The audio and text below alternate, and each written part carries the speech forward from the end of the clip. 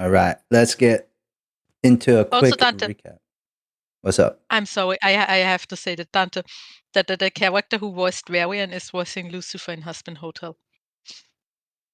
I haven't watched that, but nice. All right. Does he sing? Mm-hmm. He's singing. Dope. So last time on the Shackles, I think what we so we started the session with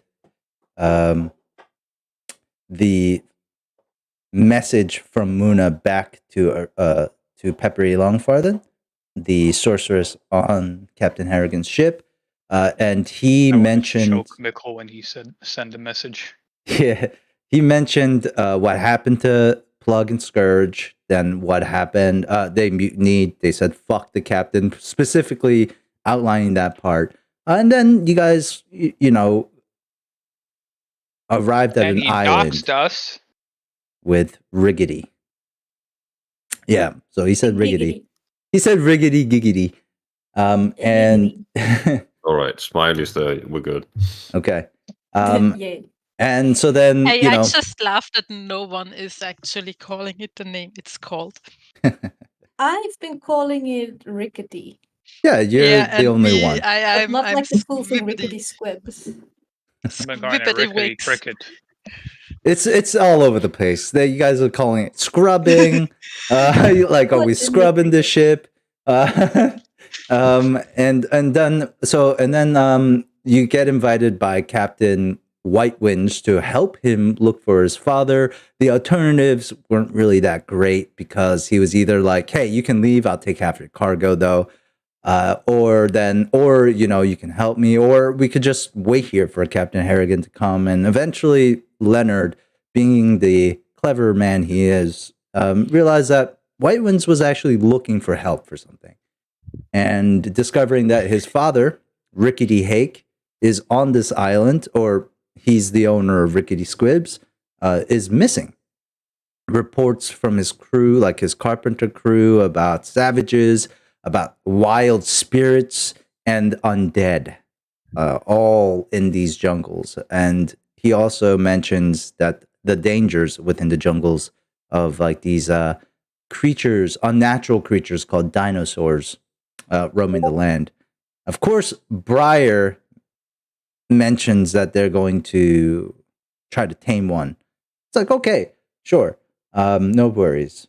So we'll see if you actually do that, Nina. I tamed cats. Yeah, well, I mean, cats aren't dinosaurs, but okay. Still, and we will see. We'll see. I mean, they could be. So I can use my bard performance to tame animals. is that like a special feat, or are you just like making shit up?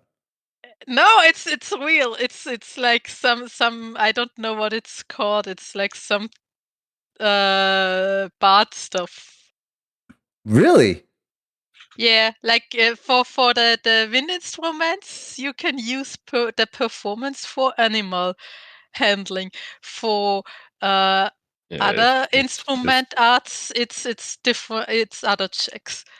It's probably referencing like the rat pipe and snake. But they don't clarify that it's just rats or snakes, though, right? No, that's probably why they've associated that the taming animals with the wind instruments, but it is generalized for all. Oh fuck! I guess it could be a dinosaur. Performance. The dinosaur's like, like what? Yeah, like if you have performance act, you can use it for bluff and disguise. Where are the ears on a dinosaur? I'm actually very curious. They're the ear holes, like how a lizard has, and a bird. Okay. They're holes on the side of the head. Oh, there are. Interesting. Okay. Anyways, and then with that, the crew agrees, and you guys start to decide who to bring. And you decide to leave everyone on the ship to guard and watch the ship. So all the rest of the crew, only the 5, I guess, quote unquote, officers go out onto the shore. And you make your way there, see rickety squibs, know that it's not really like a village or town. It's like a like a logging camp almost, right? It's not really a logging camp. You don't actually see any like timber equipment or something like that, lumberjack equipment. Really, here is like the workshop where people live and sleep, they eat, and they work on ships all day. But when you arrived, you saw a bunch of people not working, pretty much, just lounging about. Some of them just trying to catch dinner for themselves on the piers, on the dock, and others just sitting there. Briar, um, Briar goes to one of the senior carpenters, asks him about the jungle, and he gives you a map, somewhat helpful, tells you to stay along the coastline, not to go into the jungle. Rickety Hake is almost likely dead, and there's Be just on the lookout for that number 35. and the number 35 it will kill them pretty much. So with that, the group, I think after that, you guys meet with White Winds again before they head out. Briar gets the like messaging circle from him, so he can check in with you guys every night, and head out into the jungle. I would like to say, because of Benji's Yusoki senses and stuff, I mean, like, I think that's like the most interesting part of Benji right now is that he's like from a very urbanized area, but for some reason, he's so good in the jungles. Like, just I have a very bad Primal sense of smell. instincts It's- kicking in. yeah, it's just Mhm. primal instincts, pretty much. Ancestral heritage. And I had encounters I'll set up for you guys, to kind of ease your way into some of these like more possibly treacherous locations.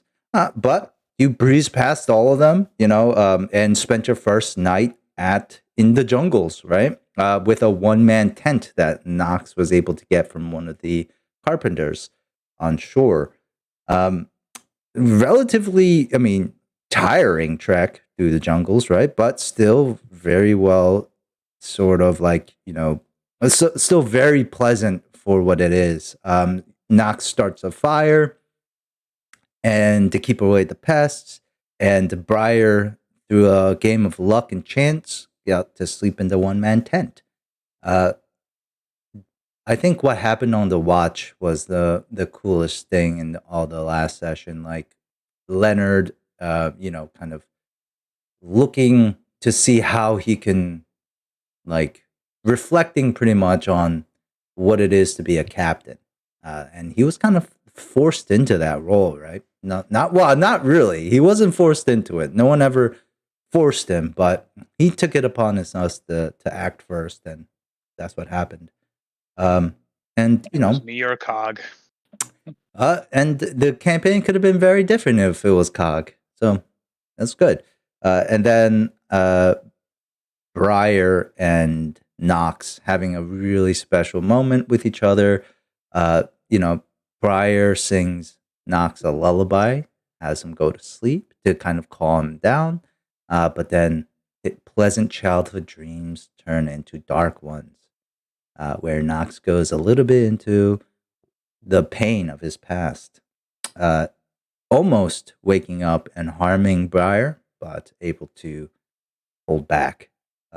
Then they wake up Benji, who has a really expensive eye in terms of getting something called Dream Lichen, 2,000 gold pieces worth. Which As it is written in my notes, the RGB gamer planet. Yes. It's like your Razer keyboard, pretty much. It's just like illuminating, glowing, multicolored, but it's stored in a empty alcohol bottle, which also glows. So it's nice. And Like, also, I forget what it's called from the Lord of the Rings, the little potion that Galadriel gave to Frodo. Oh, it wasn't a potion. It was the light of the Summerall. Yeah, is that the one he Yeah. uses to fight against the spider? Yeah. Yeah.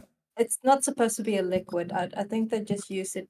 That was just an art choice in the movie. Yeah. Hmm. Okay. What's it in the books? I'm curious. Like an orb? It's like a little crystal. Oh. Yeah, I could see how that'd be harder to like look better. Possibly. Because like you have to wrap your hands on a crystal. But anyways, all right. So yeah, and Benji, we see a little glimpse of Benji's past with the potion shop in Mafalda.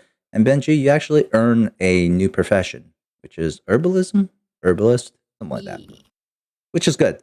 And then we finish up with Muna and a rare glimpse into Muna's old past. A female named Marie Vaughn, who seems to be lost or not found, and Muna seems to be unsure. Well, he's very certain of her survival, of her still being alive. But Skuga, his shadow, who hasn't really spoken until now, mentioning that maybe not, and that he could find her shade for her if she belongs there or if she is there. Which to Muna's like, sure, but it's not gonna matter. She's not alive or she's not dead.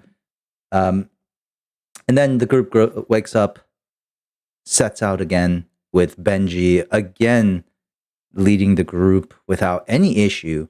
And you guys arrive at these old temple ruins where you know that it's ancient, and Nox describes the place as a giant library for giants. Maybe not in that way. Books. Big books, with giant books. And then as you go around to the front of the temple, that's when you saw the dried with the corpses. We made a few checks, and in a really good lucky roll, Jacob, with a great lucky roll, like fate is on your side, and instead of something much nastier, you instead get these two small skeletons from each corpse emerge, almost comical looking skeletons, and that's pretty much where we'll leave off, where we start.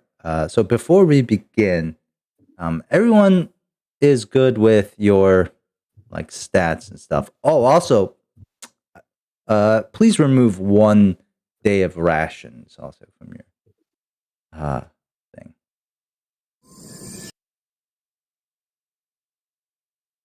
Nah, I mean, because you guys have 8. You must have 8. You don't have to eat, but then you would probably be mostly fatigued then. Wait, I shall consume sustenance. Food is good. Okay. So let's bring ourselves to the map. As the calls of the jungle surround you, I don't think this is going to be a particularly dangerous fight. So I'm not going to have crazy combat music going on, because I'm figuring that you'll be able to dispatch these guys pretty quickly. I did roll initiative for all the other skeletons, so I don't think I want to do group initiatives for monsters anymore, only because I think in particularly 5e or 3.5, maybe 5e it's okay, but I think in 3.5 and Pathfinder, because of the whole flanking mechanism, it makes a more disadvantage. There's more disadvantages of going later in the initiative. So if the group of monsters roll a low initiative, then what's particularly happening then is you guys at the top of the initiative now are gaining the upper hand in positioning, right? So now they have to react to your own flankings and your own strategies instead of being able to move on their own. So if you look on the right-hand side, to keep everything above board, I made sure that you guys saw the initiatives that I rolled. Cool? Yep. Nothing's hidden here most of the time. Okay. I don't believe you. So really quickly, let's get. You don't believe it? I copied and pasted that. That's actually a PNG. that I uploaded. Okay. I said it right before you said most of the time. When you said nothing is hidden, most of the time, before you said most of the time, I said I don't believe you. Oh yeah, I mean, most of the times I Sometimes. do keep everything above board, but there are some times where I do roll secret, like just because I don't want you to know the answer beforehand. But anyways, Yeah, and if something's hidden on the map, I usually sometimes see it. that's because you're cheating Because you're somehow. hacking. Yeah, you're hacking. Yes. You work for Yes. Roll20. That, to be honest, this whole time. Shit. Nina is actually the founder of Roll20. Well, shit. I'm honored. Welcome. I'm joking. Okay, so as these comical mini skeletons come out and like chattering their teeth and stuff, and there are going to be two of them that goes first. So let's start combat. And before we start, I'll give everyone here 100 XP. Let's go. Please. Way, free XP. Let's go. Who's Nico doesn't who's get taking it. Suck care it, of Nico. Muna? I will play Muna. So Only And give him not XP. Skugge. I'll give him XP.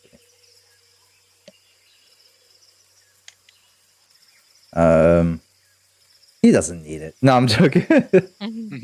All right. That's 9,000. 9,000 to the next level. All right. So these two skeletons are gonna go first as they chatter and they're ripped from this dead corpse's flesh, and one of them is going to make their way towards Briar. Question. Like, I know usually when initiative starts, if I don't act, I don't get reactions, right? I believe so. Yes. You are flat-footed until you've taken the first round, which means you usually can't take attacks of opportunity and Yeah, reactions. But because you have combat reflexes, you can take attacks of opportunities whilst you're How do you know he has combat Oh. reflexes? I told him. Because we all have fucking combat reflexes in this part. Okay. I have cool. combat reflexes, he has combat reflexes, Skugge is gonna get combat reflexes if he doesn't already have it. What are Alright, combat that's good to know. But also, I was like wondering because like we approach this like cautiously, weapons ready and stuff. Does that like do anything, or are we still like considered flat-footed?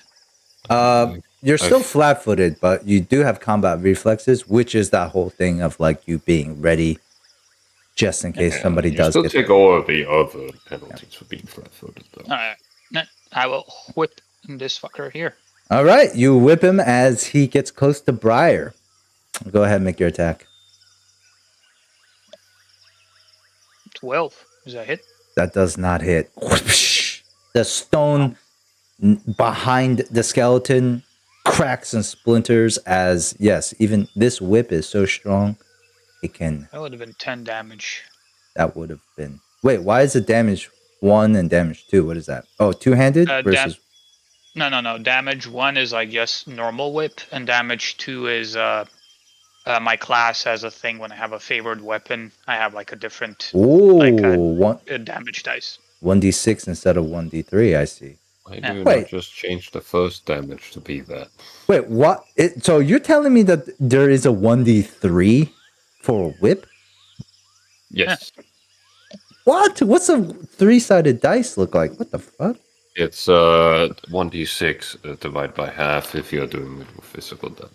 Okay, but there is a 1d3, FYI. Oh, it's mostly going to be a 6-sided dice with just 1, 2, 3 repeating. Okay. All right, cool. That does not hit. So, the splinters of stone comes out. The skeleton is going to then make its attack with this, I guess... I'm sorry. Where did the skeleton move from again? Right here. Alright, so 5, 10, 15. Alright, so it moves again in my threat range thing, so I can attack him again, right? Wait, what's your range? 15 feet. Yep. Oh, shit. But you you already used the reaction, though. You have unlimited? Combat reflexes. So that's 2 instead of 1? Yeah, it's like plus my dex mod. which is just +1, shit. but still. Okay, yeah, let's do it then. I attack you again. Wah. Oh my god. Oh shit! Is that confirmed crit? You gotta roll again to confirm it. 21. The crit confirm is there. That's the 21. 21 hit. Okay. Here we go. I have something for this. All right, the crit cards. Crit cards. So Nice. critical hits is the one with the beheaded. Go ahead and take a card. You don't have to take a card. Like so I said, you don't have to take a card, but when you do take a card, I'll give you more XP for both. I want to see what it does, so I'll take a card. Let's go. I mean, for There now, we go. because it's a critical hit. You're looking for slashing. So ugly wound. Yes. So normal damage and 1d3 charisma damage. And All right. charisma drain. So Man, he's gonna be so ugly. this skeleton. All right. So when you fucking whack this fucking skeleton, right, with your whip, how do you make it uglier than it is? Like you said, it's like a skeleton with like clattering teeth. Like I whip it in such a way I just knock out all of its teeth. It has like maybe just 3 teeth left, like 2 on the top and 1 on the bottom. It looks very disappointed. Unfortunately, your damage 2 is you rolled really low on that damage, I guess, right? Yeah. So it's 9 But also, slashing. It's 10 because of this. 1 sec. There we go. Oh, Undead Slayer. All right. I'm actually quite curious on what this looks like. So just because like Leonard's mostly fought like undead creatures, so he kind of like learned how to deal with them. So that's where like the extra damage comes. Just knows where to hit them just to bring a little more pain. Okay. So I know I have to look at this again. So this thing does have a damage DR, which I believe is damage resistance. Damage reduction. Reduction. So let me just look this up again. I believe it's reduction anyways. Doesn't really matter. But it's the They have like it's like a hardness, right? It's like a threshold, right? That you have to. Yeah, you basically like whatever the number is there, you just subtract that from the damage they take. Yeah. So Dante, Leonard, first whip goes wild, hits the stone wall, stones splinter, and the thing continues to like charge ahead towards behind Briar. The second, as your first whip hits that, the second whip comes back around, wraps around the skeleton's head, and pops it right off. And the construct itself, the animated skeleton, dies and crumbles away on the very first turn. Great. These guys are... My turn. Wait, hold on. There was another skeleton that rolled a 19, so I don't know why it's not on here. I might have deleted that one. Is it the one I just killed? No? I think you. Oh, I messed up. mistook both. Oh, shit. Okay. So this one's actually going to make its way over here. I'm just going to keep the 23 one. 19 one dies. You already used all your actions, right? Yep. So this one is actually going to get an attack off of Briar now. It has a scimitar. What's your dex, Dante? +1. Oh, okay. Yeah, I'm more of a strength-based character. Okay. This one. And it misses completely. Just not like Briar. You watch as this little tiny skeleton like shambles up to you, and then like it's just like really like slow, lazy swing. You don't even have to dodge it. It just completely whiffs. And then we go to Leonard. All right. I'm gonna whip the guy next to Briar. Sure. But not to do damage, but to trip. Oh. Or trip the skeleton. Yeah. So I do CMB? CMB. There we go. 22. Yep.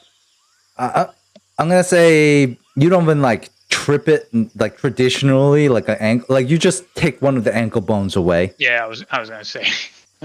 Oh, And got your leg. it is prone. That's it for me. Okay. What's a good prone? I think this is prone. Okay. All right. Thing goes prone. The one you have on him right now always makes me think like, oh, my back. I broke my back. Backache. Broke my back. That's a status condition. Broken back. Knox. Right.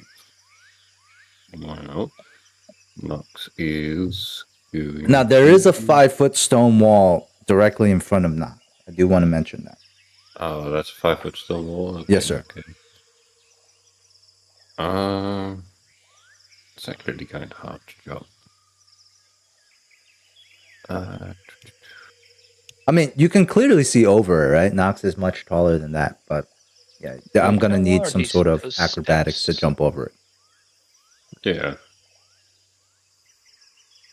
In that case, I think we're gonna take a step back first, get a running start. I think like a 10-foot running start is usually what you need.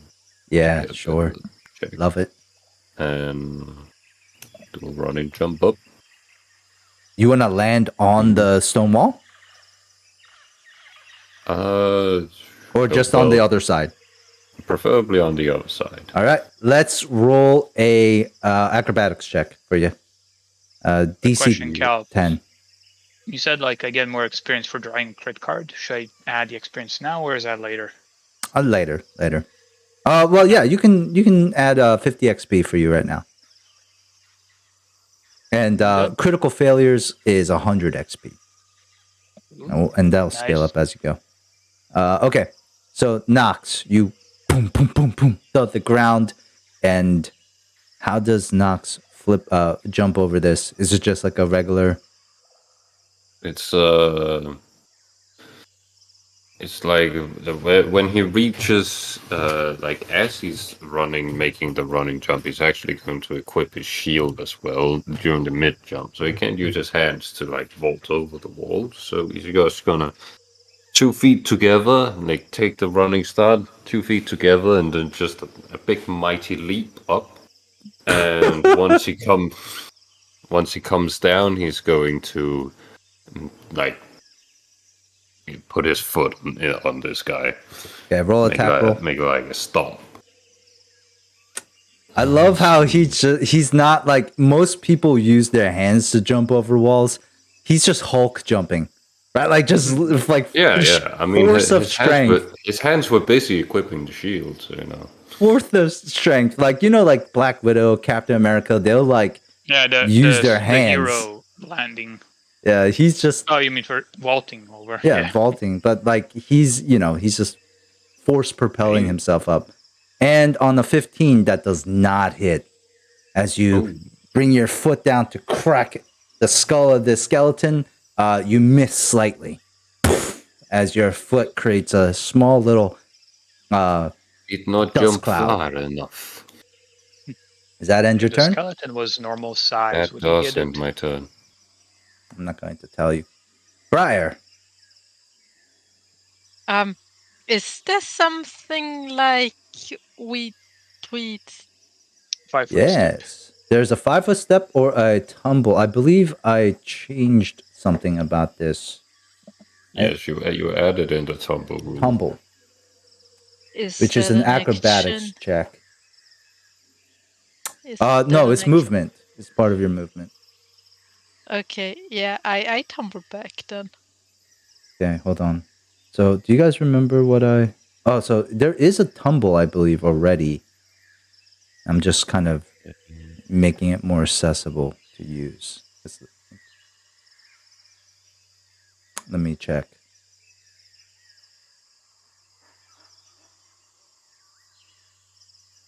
Why doesn't this page load? Come on.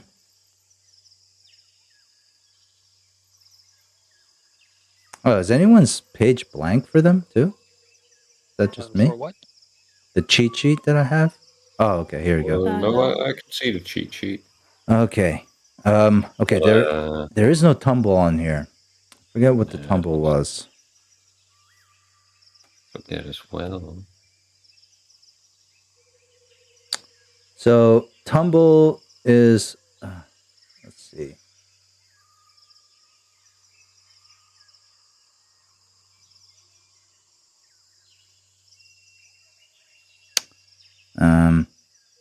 Okay. For now, let's just say tumble through will be something like I think there is one in Pathfinder 2E, which I'll just say roll an acrobatics check. The DC is there. I'll give you the DC, which would be 12 here. 16. Okay, and then you can make a 10-foot tumble wherever you want, and it can be through the attack range or through the enemy tile as well. Oh, actually, tumble will take half your movement. Sorry. So I moved the 10 feet. It's like half the movement that's gone. Mm-hmm. Okay, yeah, I move behind Leonard then and start bardic inspiration. All right. What is this? You take out your flute? Yeah. Okay, and yeah, I take out my flute while I just try to get away, and inspire courage. Courage is the one that I take.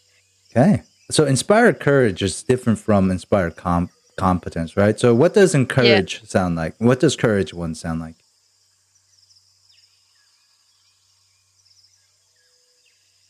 Kinda a battlier music. Because it's like for attack rolls and stuff. And like the damage you deal, so it's probably kinda more aggressive in the tone. I see. Hey. Okay. And the aggressive flute music, whatever aggressive flute music sounds like, rings out. Yeah, like if you have like the classical music. Classical like you music. can tell when because the classical music doesn't have any, like it's mostly just instruments, but you hear like that there were like phases where it gets like more aggressive. All right. Those are violins, though. Yeah, I mean, it's just so. the skeleton. This one is going to walk up right here. Leonard, I do believe you do have another one. Hell yeah. Whip it like I mean it. 21. 21 hits. 7 slashing. Nice. Oh, actually 8 with Inspire Courage. 8. Okay. Looks pretty hurt.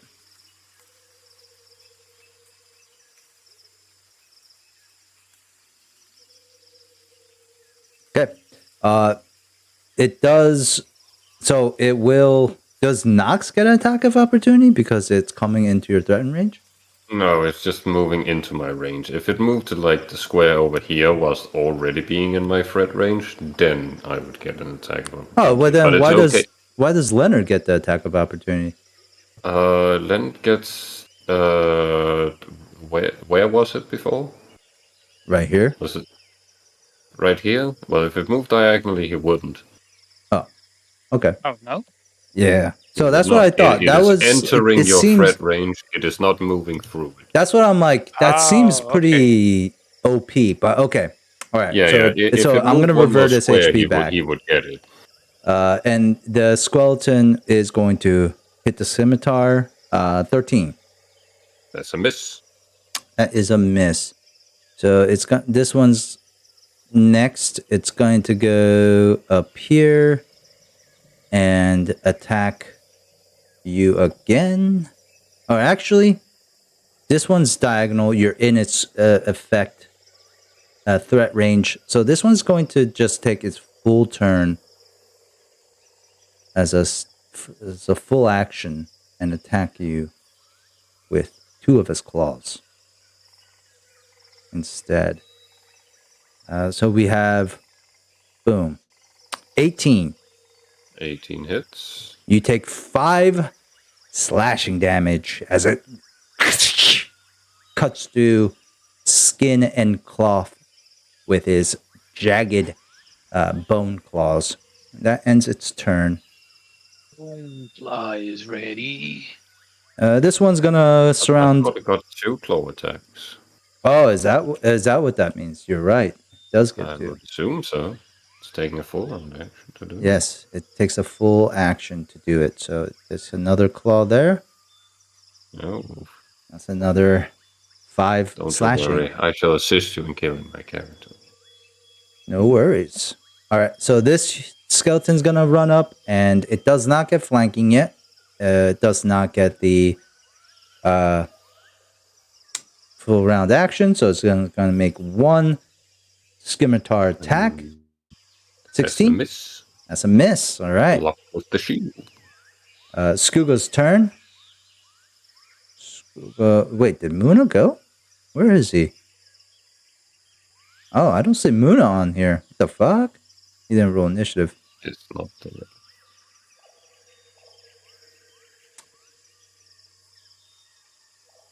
8. All right, that works.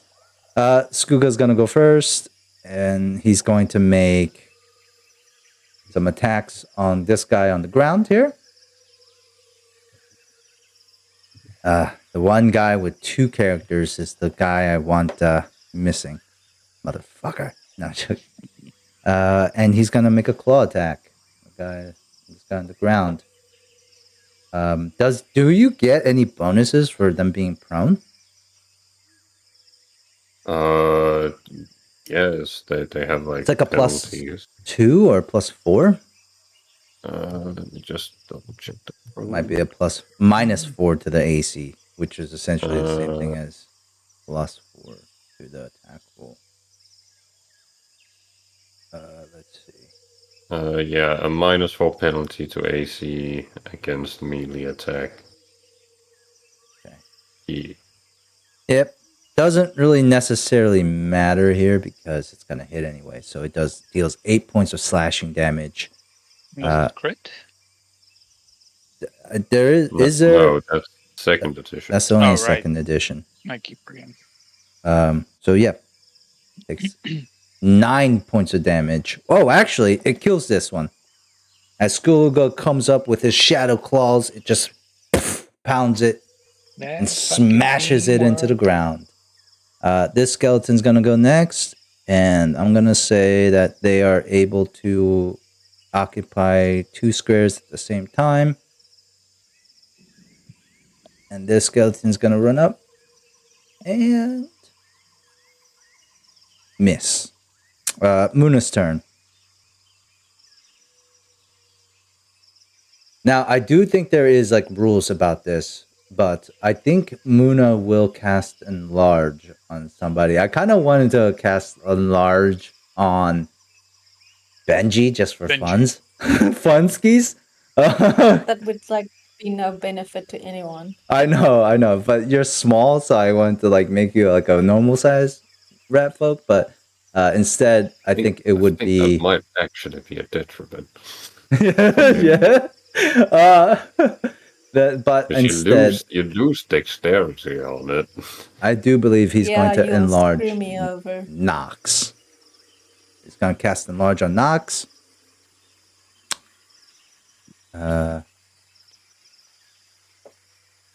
Or no, and so what is the touch? What does this do? Oh shit, actually no. generally Muna doesn't do this often, but he's going to take a step, pat Benji on the shoulder and cast guidance on Benji. So you get a +1 on a single attack roll, saving throw, or a skill check. That ends Muna's turn. Benji, your turn. Okay. Gonna move here. I wish there was a feat that I could shoot through all three of them, but anyway. That will be cool. There probably is.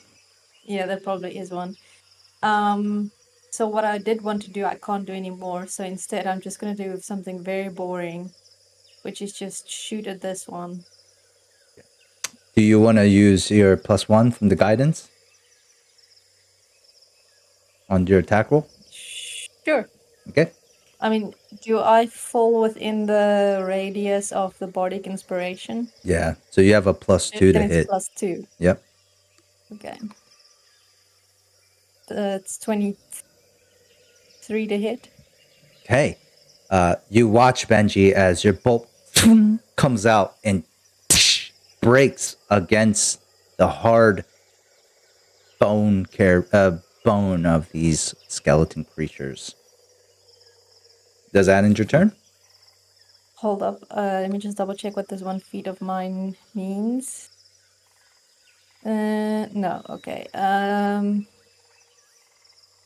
Well, that's all I can do, so that's my turn. All right. Do rogues not get sneak attack and stuff like that? Is that something that Yeah, happens? but it's really hard for, like, I'm still having a hard time figuring out how I can get other creatures to be susceptible to sneak attack without me being in melee. Because at this point in time, as far as I understand, I have to be flanking. Or is it that anybody has to be flanking? Like, I is don't it know. like they just have to be flanked? They have to be flat-footed, I think. Yeah. But it's hard for me to get the enemy flat-footed.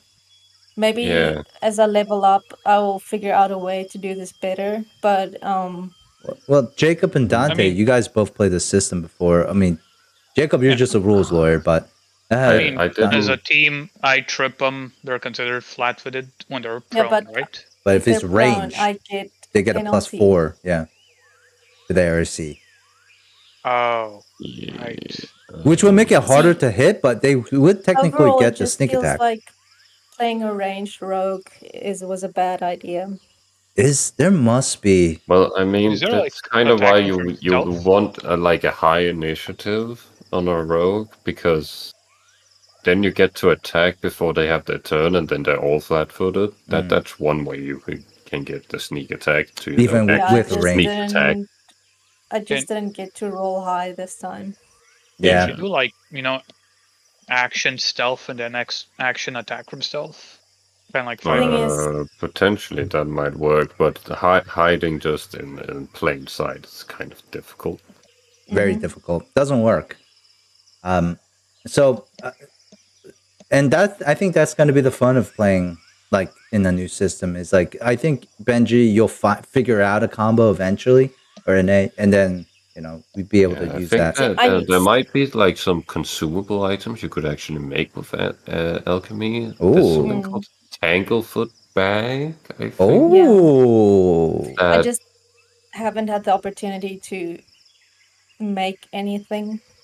Yeah. I'm not sure if Tanglefoot Bag actually gives flat-footed or if it's just like a root kind of thing. Let's see. I don't know. There's probably a bunch of ways to do it, but I haven't played a character that focused They on are it. immobilized. I'm not sure if immobilized grants flat-footed. I'm not sure either. I mean, the DM screen that I have doesn't have immobilized on here. All right. Anyways, Leonard, back up to you. I'm gonna move one square here, and I'm gonna trip this one. Okay. With my whip. 16. That's you are going to successfully trip it. Got another leg. Wrong. My collection. It is a pronage. All right. Does that end your turn? Yep. Knocks a million. Yes. I am going to use my move action to do martial flexibility, as per usual, and I am going to get myself the vicious stomp feat. Oh! Which allows me to make an attack of opportunity every time an enemy goes prone near me. Okay. That happened before, though. Yes. That. So I can't do it here. Nice. But I can stomp the one that's already prone. Ooh, so we're yes, you can. What a crazy combo you and Leonard are going to make here. Yeah. It's 19 to hit, but it's prone, so +4. That definitely hits. Right. You feel the bones crunch. It's not, even though it's a tiny skeleton, it's still like not one stomp, but several vicious repeating stomps that just break this skeleton into bones and dust.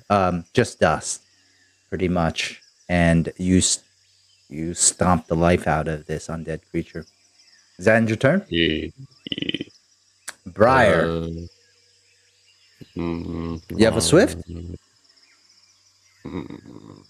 No, but I could take a 5-foot step. As a swift action? No, a 5-foot step is a movement, right? No You already action, used them. But it's because I didn't move. I used my move action to do something else. Right. So I could still take a 5-foot step, but I'm not sure if that would be good for him to do. Because then I'm moving away. I am confused now. So you're saying the 5-foot step is a move action, correct? No, 5-foot step is not a move action. It's not. What is it? Swift? It's a free action. Oh yeah, it is a free action. That was a move. But you can only take the 5-foot step if you don't move in another way during your turn. So if I used my move action to move to another square, then I couldn't do a 5-foot step. That's a loophole. So you can use your move action for something else, but technically, since you didn't actually move any distance, you can still take a 5-foot step and not provoke an attack of opportunity. Interesting. Okay. But I don't think I'm going to do it. Okay. Briar. Yeah. Yeah. Yeah, I move up here. Okay. I guess that skeleton could hit me because I'm moving. Oh wait, I move here and I move here, so yeah. I'm not going here. Yeah. I need a 15-foot cone. I want to cast Cord of Shards. Cord of Shards. Cone of what? Cone of shards? The hell are you talking about? Not cone. Cord. Cord? I have no fucking clue how. Cord. Oh, cord. Oh, okay. It's cord a cone shaped. Oh, wow. 12 piercing. You rolled 2 6s on 2d6? What the fuck? Let's get this cone out. Let's get the cone out here. 15-foot cone, you said? Yes. Okay. I want to try and hit all 3 of them. Yes, you definitely... Wait, hold on. Let's make sure that you can. I say yeah. You definitely can hit all 3 of them. So what do they have to roll? Reflex save? A reflex save. Shit. Hold on. Okay. So each of them have a +2 on this. First one on the left saves. One in the middle does not save. One on the right does not save. Wait, do you get penalties on being prone for saves? No, I don't think so. Don't think so. Let's double check it. Just to be sure. No, it's just -4 against melee attacks. Yeah. And stuff. Okay. So the one that's prone saves. The other two, what does your quarter shards look like? It's like music notes manifesting while I'm playing the bardic performance and All just right. piercing the enemies. So very much like an anime show, these Kinda. cartoon floating notes come into view and as they pretty much spread out in this large radius, pretty much decimating these two in the back, turning them into dust. Since this one's prone, though, you can just say it was just too low on the ground. None of the notes actually got to it. Okay. Oh, wait. There were 4 of them. Right? Oh, there was 4 of them. So there was another one that was... One of them were already dead. Oh, yeah, one of them was already dead. Okay, so this one's not actually prone. So we'll just say it raises up its... Like, it just kind of barely squeezes in that line of sight from you, Briar. Okay, that ends your turn. I put a Briar. I GIF bonus in action. chat. I still Swift action? Maintain. Swift action. Yeah, I maintain bardic performance. All right. Squigga's going to come around and he's going to smash. Or claw. Nah, it's a miss. Okay. It's the one thing. Oh, wait. It does get a +2. And this skeleton is now, I believe,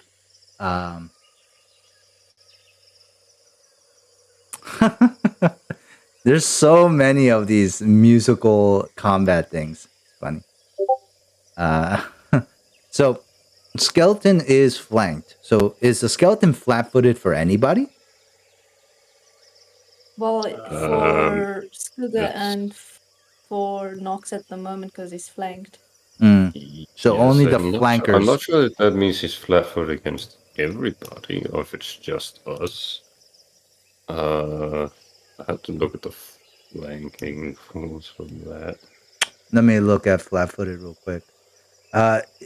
So at the start of the turn, you're flat-footed. You can't use your blah, blah, blah, blah, blah, blah. Characters, Connie dodge. Okay.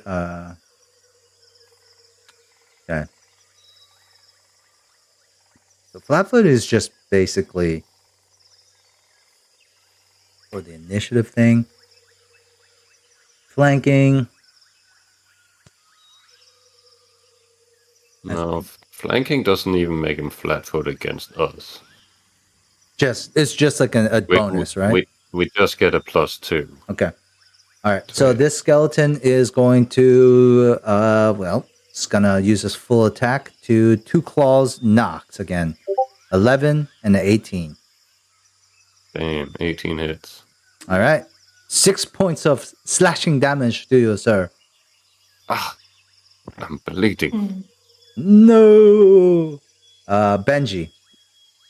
Muna is going to cast guidance on you before you go. Again. Man, they're rolling high on those fucking attacks. Yeah, they are. Okay. Well, I did a little bit of reading. Apparently, it's really hard to pull off a ranged rogue, so I did build my character wrong. No. So what I'm gonna do instead is drop my crossbow. And 5, 10, 15, 20. DM, will you allow me to take out my dagger, or will that have to wait until the next turn? I will say do it during a move action. You're able to do it during your move. Like if you drop your crossbow, which is free. If you have a base attack bonus of +1 and higher, you can combine it. Nice. Yeah. Which I assume you do, since you're a rogue. Okay. I will go up close and shank it. That does nothing. That is a what do we add to this? +2. That's a 14. No, it does nothing. I'm sorry, it does not hit. Well, I'm in danger. But Leonard does go next, and so does everyone else before the skeleton I'm a goes. trip it. I don't trip it. You do not trip it. I think it's because there's too many people crowding the box now, and you don't want to hit anyone. So you're like, it's more precision based now that you have to kind of go over people's heads and stuff. Do you move? No, I'll stay. Okay. All right, Knox. You didn't get that. Trip it. You're gonna trip it. All right, you guys are such bullies. You're just pushing the skeleton between the 5 of you, like yeah. Yeah. Only 2 to trip. It is super tripped. It is on the ground. It's like like a turtle. Take an attack of opportunity. We are becoming this All meme. right, go ahead. This GIF, I mean. And you smash it as soon as it trips. You just with foot or fist, Jacob. Oh, first I like grab its face and like slam it to the ground so it's prone. So I trip it with my hand, and then I just stomp its skull in. Okay, so we're looking at somebody who you made the effort to slam the skeleton's skull into the ground, driving the thing onto the ground, and then you get back up. Even though you're in that position where you're like bent over, you get back up. You look down at this skeleton. I thought since the skeleton was kind of small, I was just kind of like pick it up, throw it to the ground. Oh, pick it up like a WWE move. You just like dangle above the ground, toss it down to the ground, and then stomp on it. Okay. And with that, the skeleton is no more as it bone shatters underneath his boot. What do you guys do? I go pick up my crossbow again. Skugel will hand it to you. Oh, thank you. Skugel I nods. have some thinking to do about my purpose in life. Any changes you want to make in A, it's totally fine. I know you're not really the power gamer style, but I know how it feels to make a character, especially in a more gamified system like Pathfinder and 3.5. This is not like Pathfinder 2nd edition at all. So No. I'm gonna have to rethink things. Yeah, and if any changes you'd like to make, feel free. There's plenty of guides online, and a lot of them are geared towards optimized builds. So it might be a good idea to look at those if you'd like. Okay. Will do. What do all of you guys do after defeating these skeletons? I put away my whip. Say, good job, everyone. Think we're getting better at working as a team. Right. I do not think skeletons should move on their own. What place is this? I'm gonna look I think it is library. into it. But it was library with big books and skeletons were small. So I am confused. There's undead. If there's undead, there's nothing good. Maybe they were undead monkeys. Oh. Which, by the way, is a terrifying idea. I check if they have only tails. saw some with white monkeys. I look into the library ready to run away if there were any more on that. So you, Briar, as you disregard the group talking and just do your own thing. Too long. Like so always. By the way, I have this. You make your way into the library, and I will say there is an old, like, clanging of metal. Roll a d20 here. Briar, there is an old trap that's waiting to spring, but since it's so old, doesn't matter though, because as you cross through the threshold, you hear ping, ping, ping, ping, as 3 crossbows come out. I need a let me see here. Me and traps are not friends, you know. Yeah, but you didn't wait for Oh, anyone. are you gonna get poisoned again? Let's see. I don't think traps are anybody's friends. Yeah, but I The can ones go from me. ahead. That's the one thing I can do.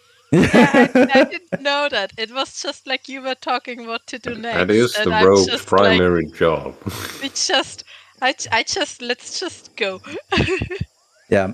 And so I'm going to say you hear I need you to do a quick what is the where do I find what it does?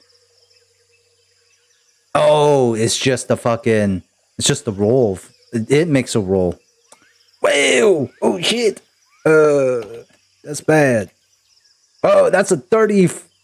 What? That's a. Oh shit! That is a 35 to hit.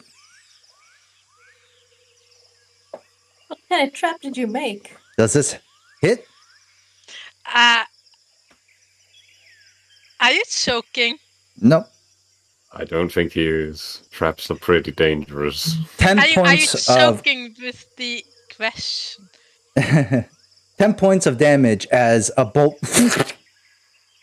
lodges into your side, Briar. You hear the mechanical whirring. You hear the as another bolt gets loaded. I need you to make a reflex save throw here. Unless you decide not to move. It's a nat 20.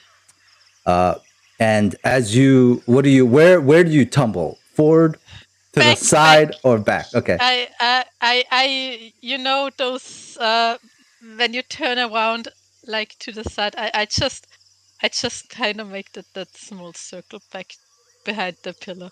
Okay. So you just instead of like tumbling, you're just rotating your body, like just kind of back, and so your back is against a stone wall. As you do, Briar, you all see as the stone tile on the ground that was depreciated a little bit, kind of rise up, and then the mechanical stops. You guys hear anything?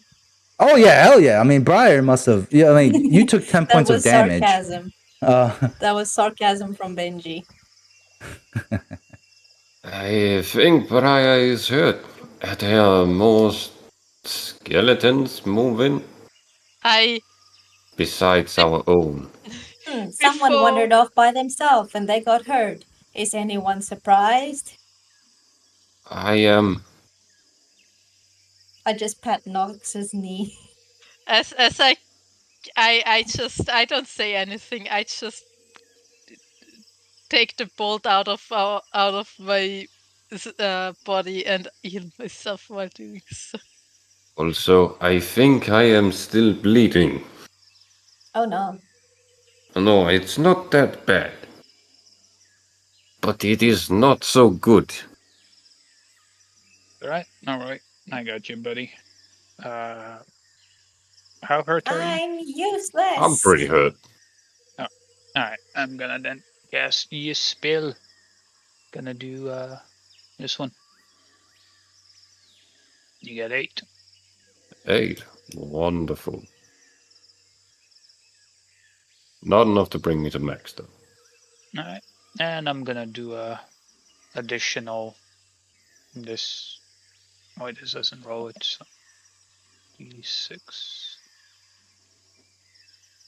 I'll come back. Another 5. Alright. Excellent. Not quite full, but good enough.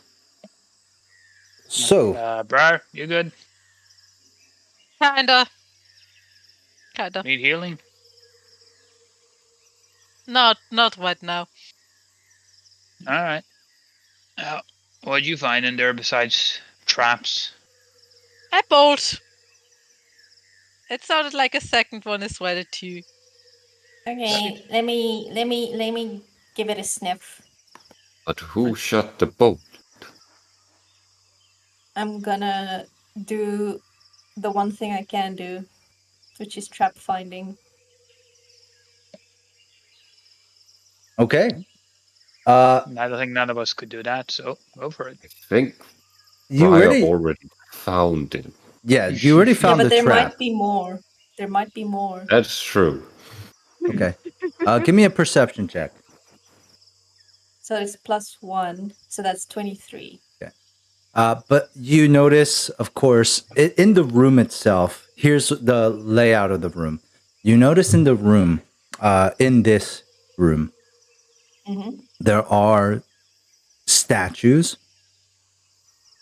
One, and they're old, broken statues, and they're large, right? They go about 10 to maybe 12 feet. There's stone daises everywhere, a brazier of fire that's actually glowing, and there, like, you do see the fire there burning in the brazier in the middle of the room. And there is this weird looking crystallized red crystal thing near the steps of the altar of the brazier. And of course, you do notice that there are holes in the wall right next to the pillar of the entrance to this as well. And this is, and then you notice the pressurized plates, 2 of them right at the entrance. Besides that, you don't really see much else. Okay. Yeah, you probably have to get a little bit closer to investigate other stuff.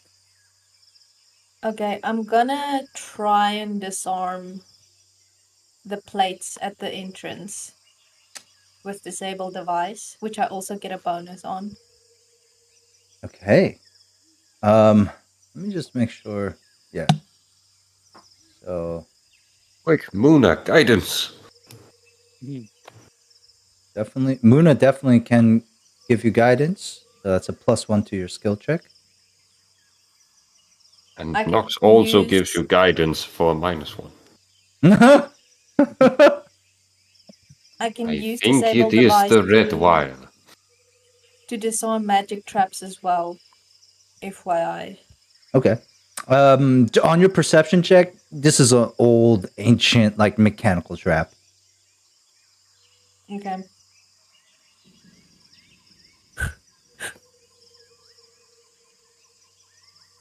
That's not much. That's plus with my bonuses. It says +1 from my feet. And if Muna gave me guidance, it's 14 total. No. No, what does this what happens when you fail? Well, I mean, you could just take 20. Oh, yeah. Can I do that? Okay, I'll do that. Just keep Unless trying. unless the trap itself is something happens when you fail a check. So there are traps that it's not always like implode. like something that, like, is going to explode regardless, right? Like a vial trap or something like that. It will just explode when you do that, like a bomb or something like that. But in this case, I would say such a mechanical trap like this, you're able to slowly but methodically. How do you remove the mechanism within this wall? And it could be a team effort too. Doesn't always mean the roles don't always mean necessarily that you're the only one who does it. So I will wedge my dagger. Wait, hold on. Let me just double check my gear. Okay, I will wedge. You know what? I'm gonna use my dagger to wedge up the block, and then underneath with my thieves' tools disable the trap mechanism itself. Okay. And eventually, after a few times, the crossbows like fire out when you make a small little mistake, and it triggers. But since you already know what's happening and how it works, eventually, Benji, you're able to remove like a few of the gears and cogs that are within, and they look old. And surprisingly enough, a lot of the mechanisms in the trap are made out of this strange stone that has like that seems to be like that has the hardiness of metal.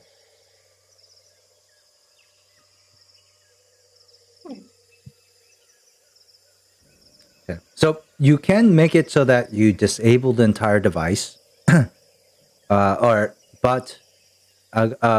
pretty much disabling device. Yeah, that's pretty much it.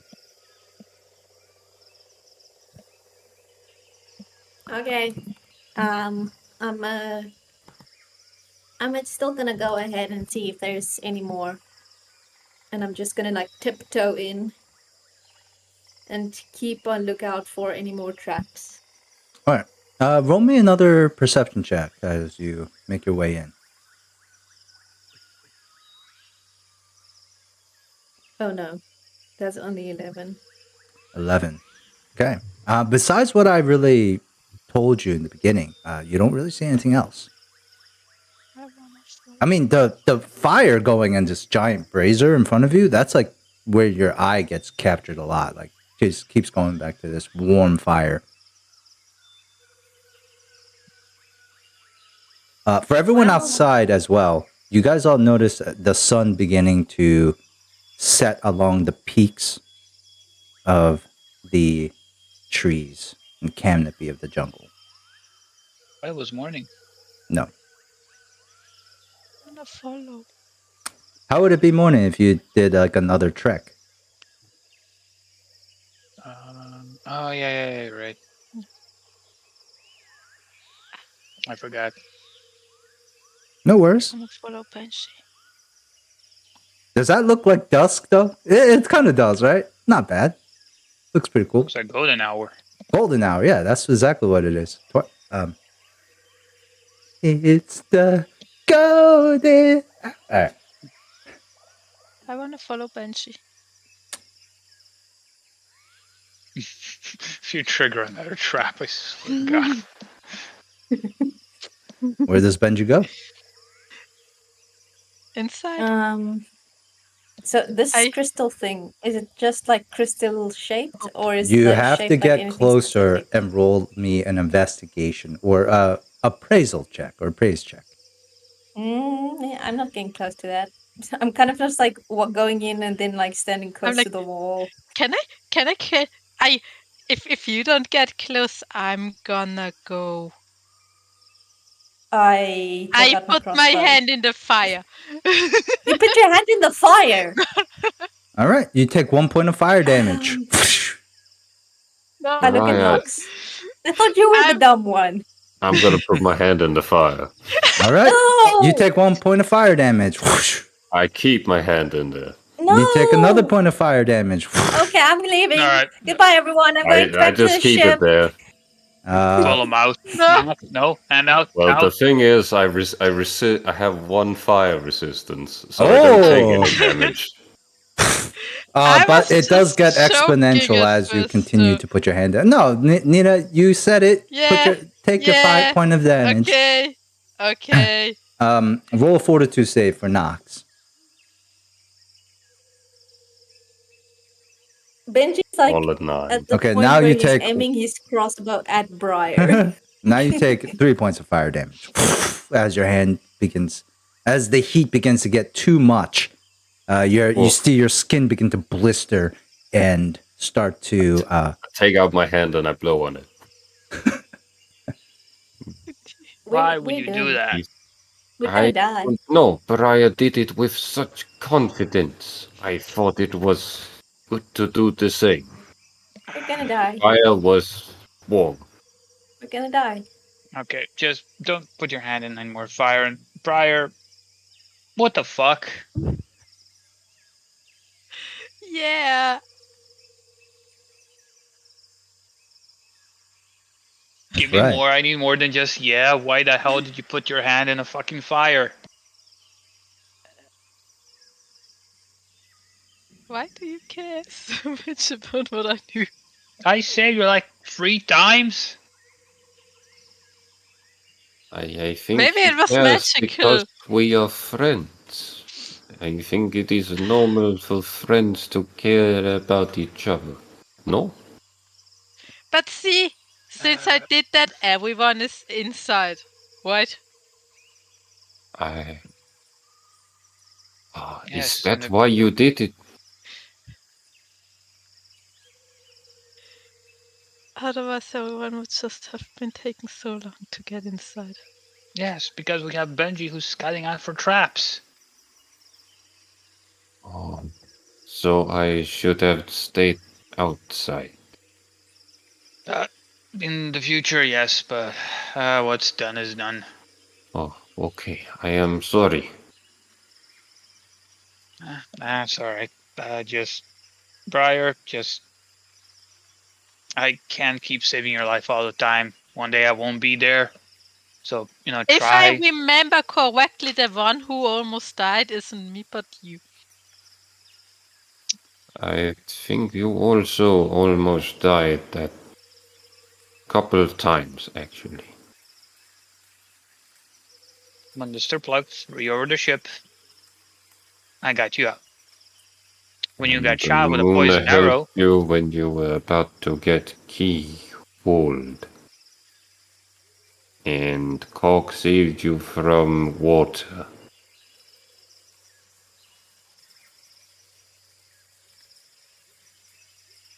How did you There survive? were good few times.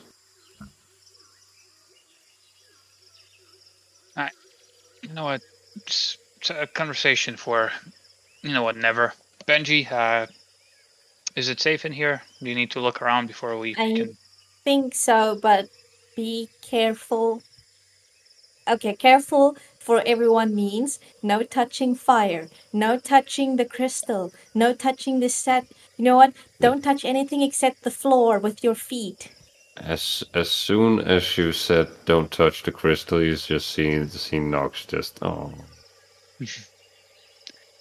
Do mean, you the think crystal. something is going to happen if we put the fire out? Probably. I said no touching. Yes. Not touching, blowing it out. That's touching it with air. I don't think it's nice to put out someone else's fire. What if they need it to cook? But there's no one here. Why the obsession with the fire? They might come back. Because the fire illuminates the crystal so nicely. Yeah, and Muno probably say, well, there's only this fire here. It's the only thing here. And the crystal. And the crystal. The big let's look at blood red crystal. Let's look at How big is the crystal? Okay. It's big. It's the size of a maybe 6 foot, I think. Okay, so Nox sized. Let's take a look at Nox is definitely a little bit bigger than this crystal, like in lengthwise, at least. But because the crystal is like a crystal and crystallized, yeah, definitely wider. Enough to hold an old man, maybe. Without touching it, is the crystal magical? Do you have any spells that would let you know that it's magical? Nope. But Luna, I do. All of you guys can roll me. Praise. Yep, let's just do appraise rolls. Does Muna have like detect magic or something? Muna does have detect magic. So Muna can cast detect magic in the area. He will let you know that there is who drew this penis. That was the for sure right answer. You guys, whoever drew the penis was right. Whatever puzzle this might be. Muna will let you know. With dead eyes, super serious. There is some, like, I might be evil, but there is some serious evil auras coming from below you guys right now. Oh no, we need to get the Dumb and Dumber out of here. Very serious evil magic auras here. Concerning this, not really too magical. The crystal itself, you mean? The crystal itself is more of like he's gonna let you know. I have him do an Arcana check real quick, and we'll see what knowledge Arcana. Skuga actually has it as well.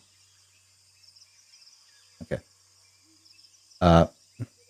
It's gonna say the Like crystal seems like it's an enchantment, and that's it. Can we see through the crystal? Like in the crystal? Roll me a praise check.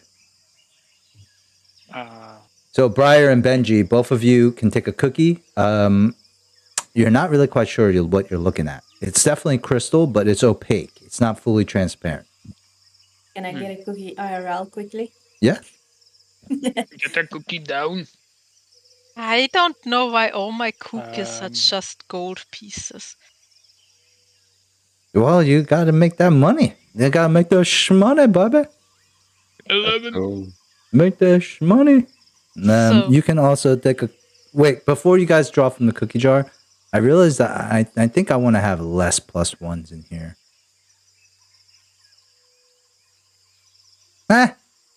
Fuck it, whatever. You guys, it's whoever. Taking that cookie. Take your cookie. Ooh. Nice. All right. So, anyone can continue to make checks on different areas if you would like. Yeah. Yeah, I'm gonna search for books. Yeah. Remember, don't touch anything. Since Nox said there were that should be a library, and what Muna said, I'm guessing there is a secret door, like a mechanism for secret I doors. am not looking for a secret door. I am looking for big books. Because I am convinced they are here.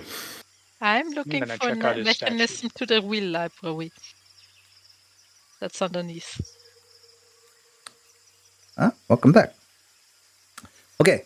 So whoever's let's handle Nox. You're looking for giant books. Roll me another appraise check. Nox. My God. There are no That's what books they all in love. here, dude. What the hell? There is no books. I cannot find any books. You can take a cookie. I thought this was a library. Library. Maybe I was love it when wrong. people say library instead of library. You know, like in those shows. All right. Anyways. All right. Not a library. It's a Library. library. Exactly. For lies. Leonard, you take a look at the statue. Give me a praise. Oh, 1 second.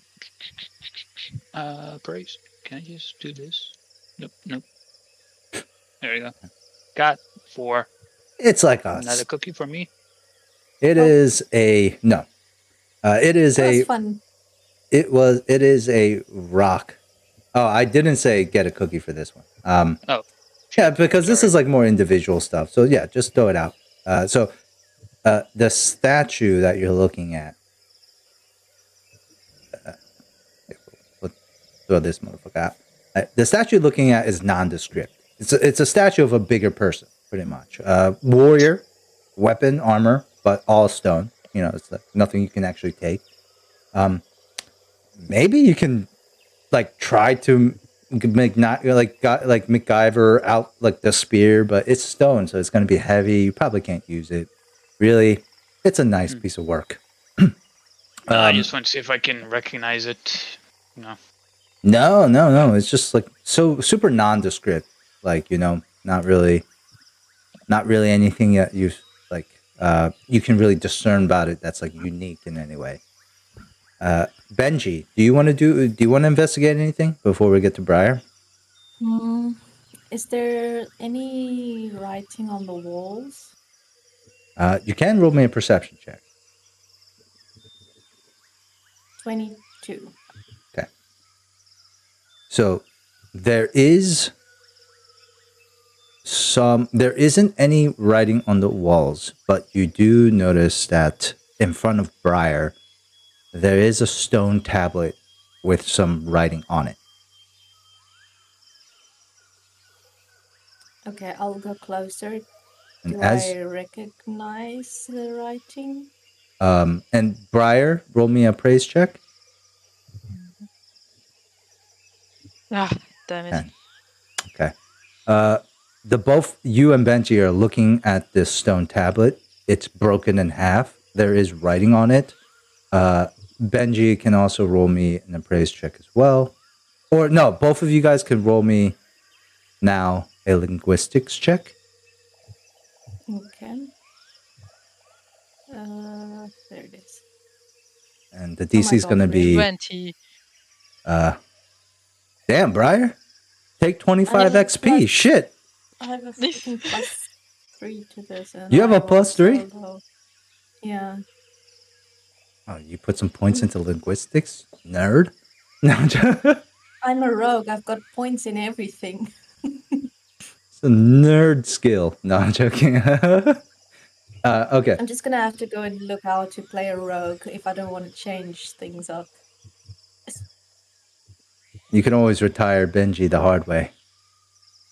That's true. Okay. Shit, my map is blurry now. What the hell's going on? Okay, there he goes. Oh, no. What's happening? This map is too powerful. I'm just going to refresh. All right. And so, Briar, you took 25 XP for that, right? I don't know what languages you speak right now. I speak Nanya. Common, Sylvan, Elfman, and Celestial. Okay. So it almost looks like a old, crude, like uneducated version of Celestial. Only in the fact that it's ancient. This language is very old. And on the successful linguistics checks, you think these are more of the mythical languages, like possibly like Draconic or Giant, or like very old languages, including Celestial, Infernal, like Abyssal, like these, like really more primal languages of like mythical languages. Mm-hmm.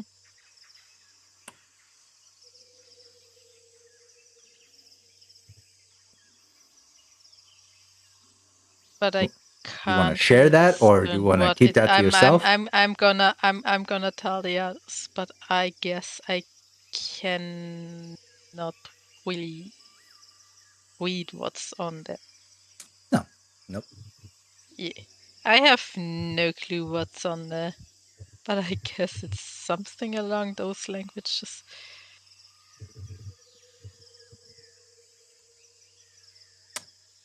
Let's see. I can't really do anything with that. I'm gonna look through Muna's languages. He does speak Infernal. Draconic? Yeah. I can speak Draconic, actually. Yeah, Muna can speak Infernal. So Muna goes up, takes a look. He's like, nope, that's not Infernal.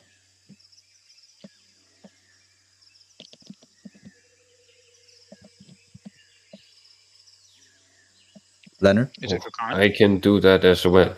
It is not Draconic. I look at the text, stare at it intensely for about 5 minutes. It is not common. And it is not Draconic.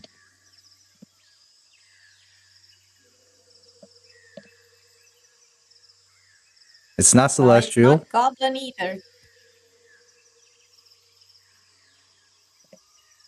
Maybe it's Nanya. Stop, man. What is Nanya? No, that's not. It's not part Minus of it. 500 XP. So I think you guys have narrowed it down to something like either, Oh, Giant? Yeah, probably Giant. knowing that, I will let everyone here make a.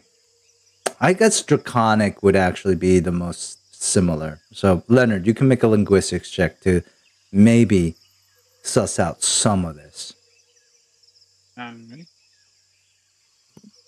Otherwise, where's linguistics? Oh, there it is. Otherwise, I don't have anything in it. Can I still do the roll? Yeah.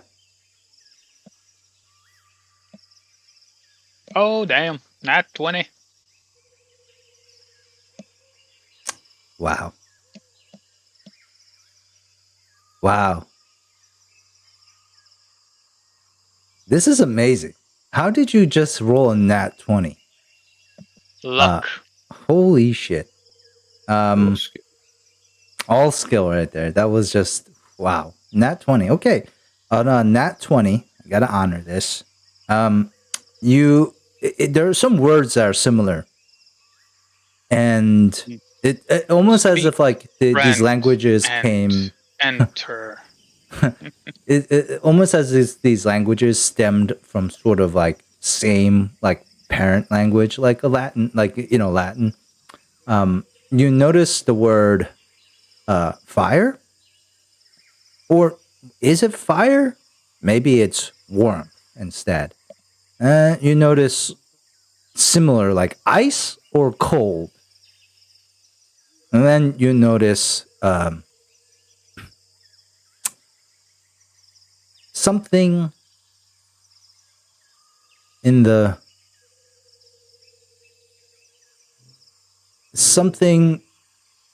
ground.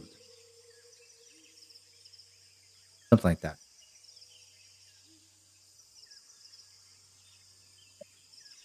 That's it. Unfortunately, I can't give you any more than that. I think I've given you more enough for somebody who doesn't know the language. I think that's perfectly fair. So it's like fire or warmth, ice or cold, and then like something about in the ground. I just stare at it. And I'm like debating, should I say anything? Because if I do, Briar would technically be right, and he's gonna be insufferable.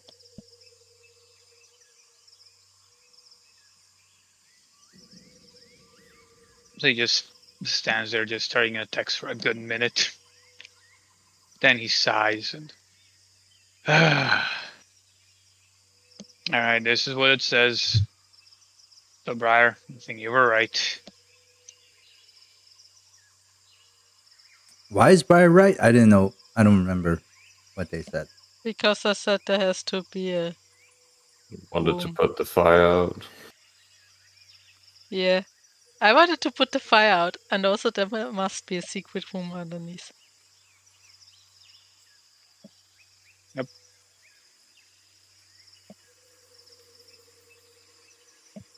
I'm just not sure, do we just have to put the fire out, or do we have to do it in a special way, like with ice, or like cold magic? I don't have cold magic. Look at our Shadowfell companion. Nope. I commend you. I could summon monsters. I have soap.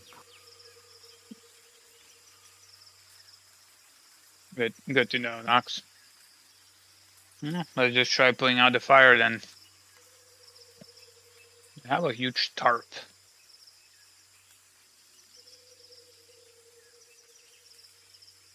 Also, when Muna was doing detect magic, was it fire magical? The fire was not magical.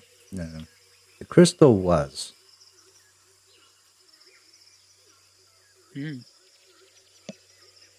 Can I touch the crystal? No. Are you asking me when you say that, or are you asking the group? I asked the group. And Benji immediately says no. We could also just wait for fire to burn out. We could, but it was burning here when we got here, and I don't see anybody who could have lit in it. Maybe there's skeletons, but I don't see why. Oh. Maybe But this the was their crystal. home, you think?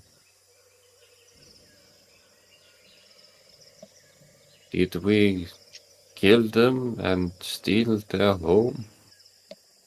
No, Well, there were we're not gonna skeletons. live here, so we didn't technically steal their home. So there are skeletons. They weren't living.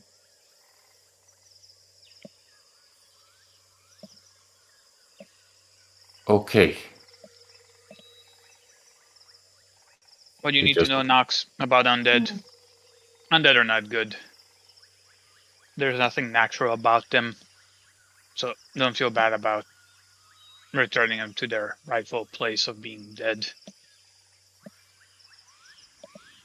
Get a little bit of a blank stare, and then he just nods. Okay. I see the blank stare and I just say, dead things should be dead. But if they are dead, then they are already dead. That's why we call them undead, which means not really dead. But then they are not dead. Exactly. So we bring them back to just being dead, and all is right for the world. Kind of brings his hands to his head.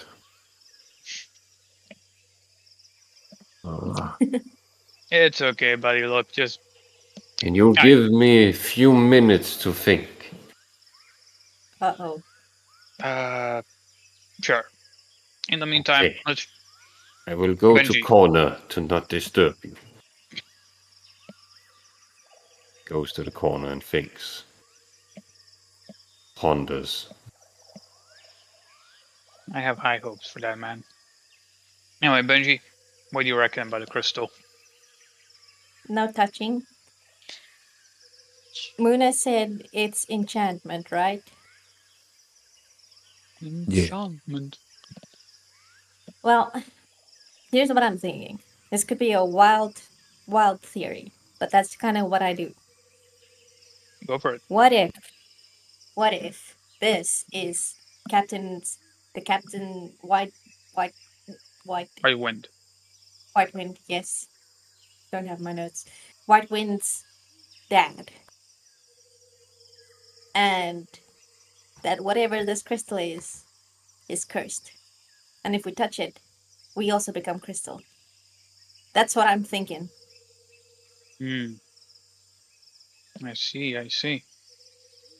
Hey, Briar, wanna touch the crystal? No, well, no. Did I miss something? Where's the dad? It might be the crystal. I don't know. This is a wild theory with absolutely no factual basis. I mean, we can only know if one of us touches the crystal. Okay, you touch the crystal. Yeah, go ahead. Get cursed. Why not? Let's if there's a curse, who better to get cursed? Go ahead. Okay. Yeah, I got poisoned already. I touched the crystal. Okay. It feels warm to your touch. Surprisingly warm. Pleasantly warm. Roll me an appraise check again. As you get close enough to put your hand on this Warm crystal. as a human body. 8. Even on an 8, you can tell there definitely is something contained within this crystal. Well, how do we get something that's inside a crystal outside? I don't know. Smash. If this is magical, I don't think we can smash it. Who hasn't rolled me an appraise on this crystal so far? Muna. Muna knows the same amount as you. Skuga. I am sorry for rolling so bad. Not your fault. And this is actually a hard one if you don't speak giant. So I'm not expecting you guys to get it, but designing a puzzle that we can't solve. well, I designed the entire Went exploration thing that you guys couldn't technically do as well. So Can you I summon am something done that has? thinking. Okay. What did you conclude? I concluded that I did not know what he meant. Well done. Like That's okay. one possible thing that I can still offer is that I just ask Captain Whitewind once it's time for the exchange message again, if he knows something. Yeah. One of his crew is a water person thing. Maybe they have ice. Please don't call people thing. I said a water person thing. Yeah, you said thing. A water You person creature. The crystal is That doesn't over sound the better. fire. Maybe it is feeling a bit warm. We could cool it down. Oh. That's You know, clever. give it some water. Maybe it'll feel better. That could work. Convincing us. Thank you. I think. I'll try. I grab the crystal. you grab it. It's warm. And I pull it How far? away from the fire. Yeah, like move your token where you're going to drag this crystal. Okay. Let me just get a quick strength check just to see if Nox can move this by himself or not. Not like a take 10 where like, it's not you're repeatedly trying, because like if you can't, then somebody else is gonna help you or would probably have to help you.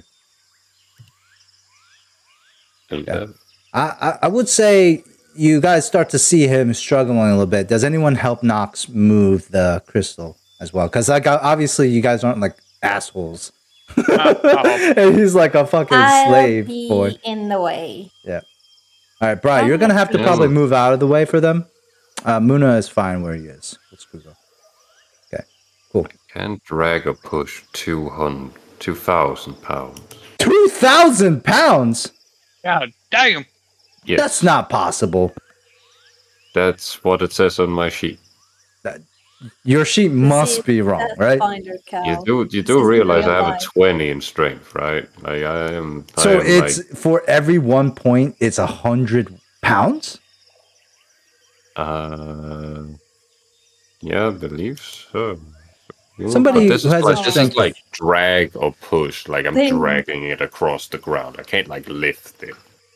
Lift off ground is 800. That lift off dead weight. You can just do 800 dead weight.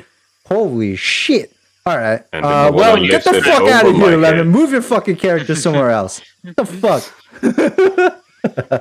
You're just in the way. If I wanted to lift it over my head, it would have to be 400 pounds. All right, whatever. That's like what the fuck? Okay. So you can essentially move or push a car without wheels. That's what it is. Like, take the wheels off of the car and you can drag and push it. Like, that's fucking ridiculous. Anyways, I mean, strength. It's like hill giant strength, no? Yeah, I guess. Almost. I think hill giants are 21, but okay. Yeah. Ping, like, so you're gonna move it next to you. As you move it next to you, sir, the color begins to change, and instead of a red crystal, you now actually see in front of you a blue crystal. It changed color. Is that good? You're a damn genius. Okay. I think it's good, yeah.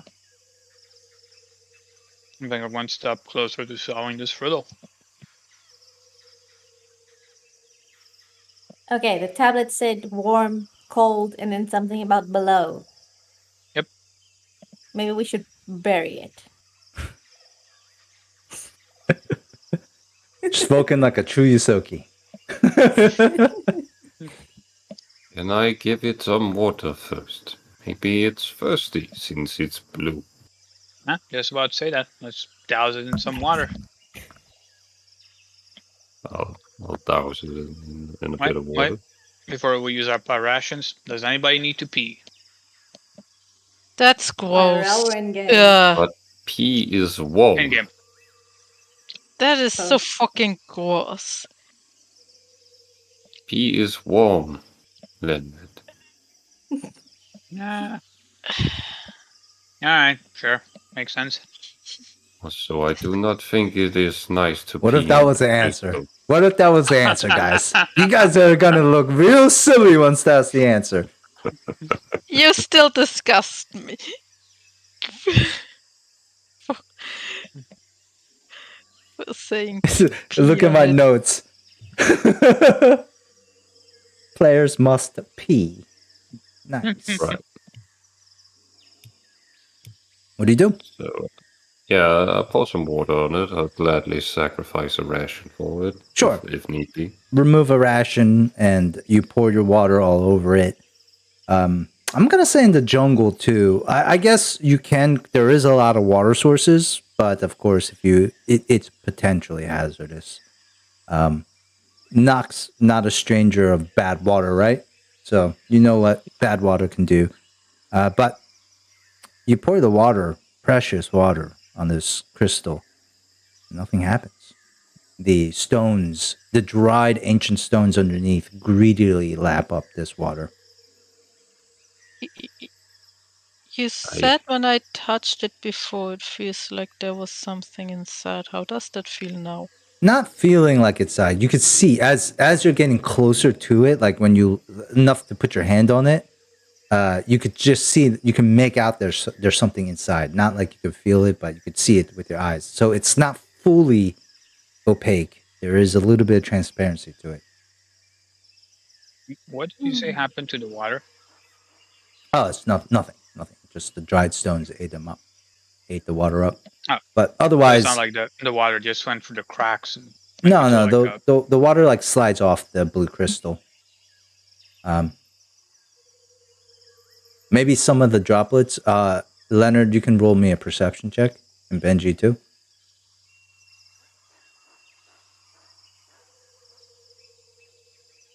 Or Okay. Ah, crap, 10.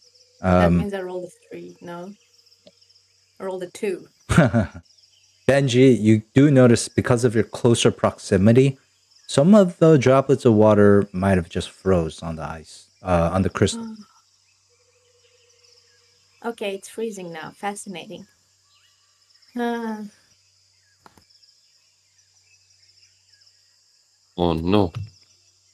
Should we give it a blanket? Maybe maybe like the thing with the underground means like just no light. Maybe if we just cover it up so light can't get in, something's gonna happen. I don't know. I can speak undercommon. Does that mean anything? It means that you can speak undercommon. Oh, damn. Okay. If only I could understand this. It's okay, Benji. I cannot understand it either.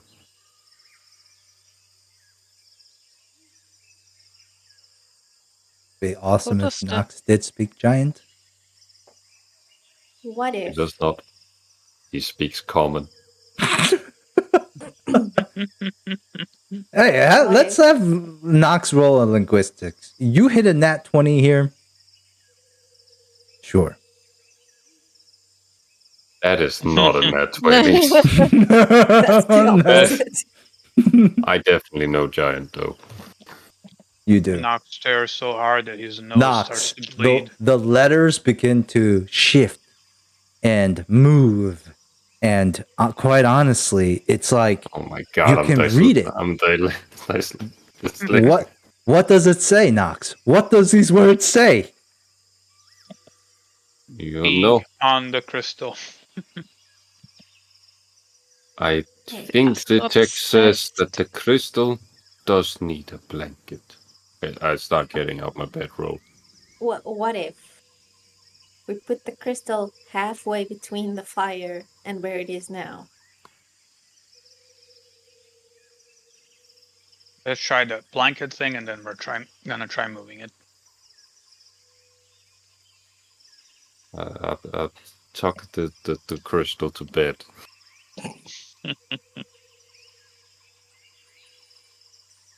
Raya, do you think maybe you could sing that song you sang last night? I think the crystal would appreciate it.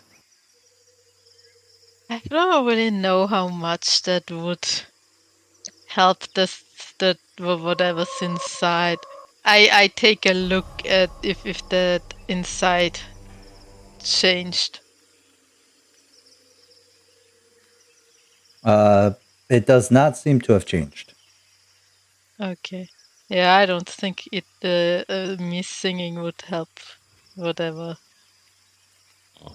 But I think it says so right here. You heard the man. Sing. Nah, I don't wanna. I'm sorry. You didn't approve of my shenanigans.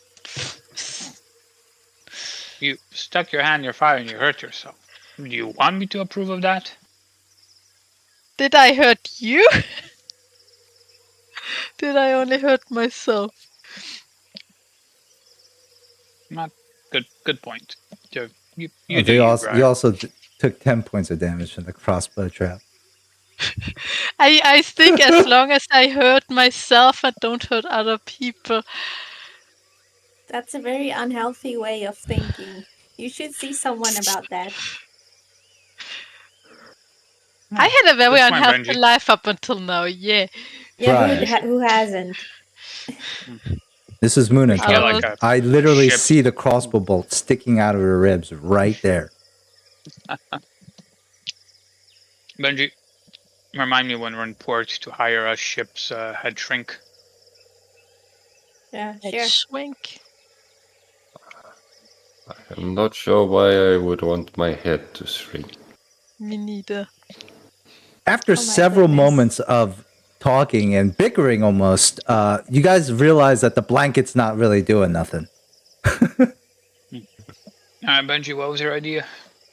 Push the crystal halfway between the fire and where it is now, so about here. Okay. Nox, make it so. Please. And because so it shall be done. Will sus.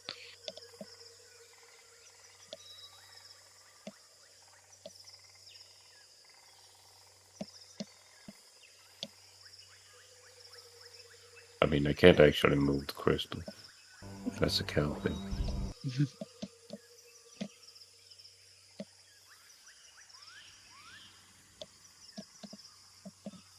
Oh, you there? Yeah, one sec.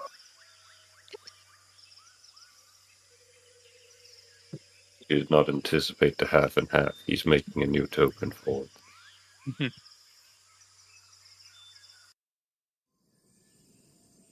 No, something is gonna happen.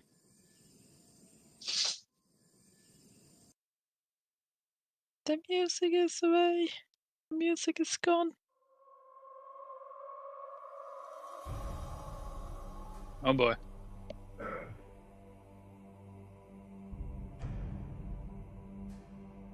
I love the ominous music. Let's go. Ooh. Oh, that's Witcher.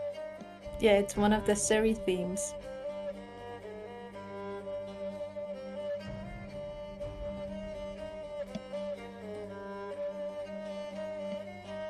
And now I want to replay Witcher.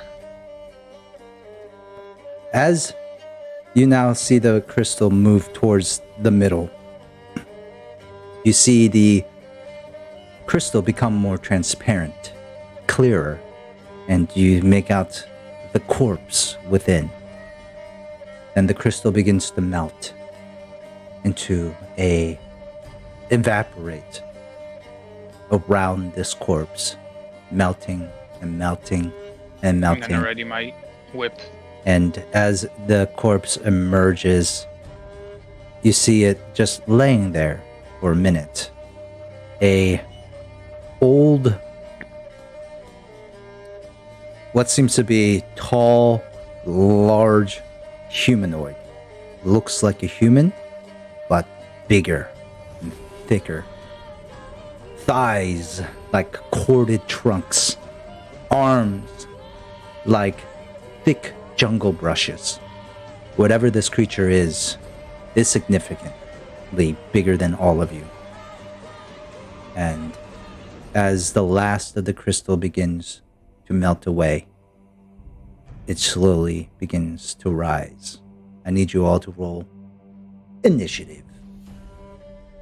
Benji just says, I'm a goddamn genius. Good job. I didn't know if you guys would get this. After you... Good job, Benji. 150 XP for Benji. 50 XP for Nox for moving it. And you know what? Fuck it. 25 XP for Briar, who, without starting off the chain of doing shit, might have been similar. You guys might have been talking about it. So, good stuff. Muna rolls a 12. For translating the giant. Oh yeah, if I didn't give you that, I would say that's a good one. You did hit a nat 20, 50 XP for that. Nice. Do I also get XP for successfully translating the giant? No, you may get a cookie for that. Oh, even better. All right. So as Benji, as you're the first one to leap into action, you notice that as this corpse rises, you hear that sickening ripping of flesh, similar to what you heard in the beginning, except for this time, as the skeleton is ripped from this corpse and bones protrude, the flesh actually begins to reknit itself. And instead of this corpse on the ground, all of you see two terrible, medium-sized creatures. The skeleton next to it, and the reknitted flesh now animated. Before you, It's a zombie. like just a blob of flesh.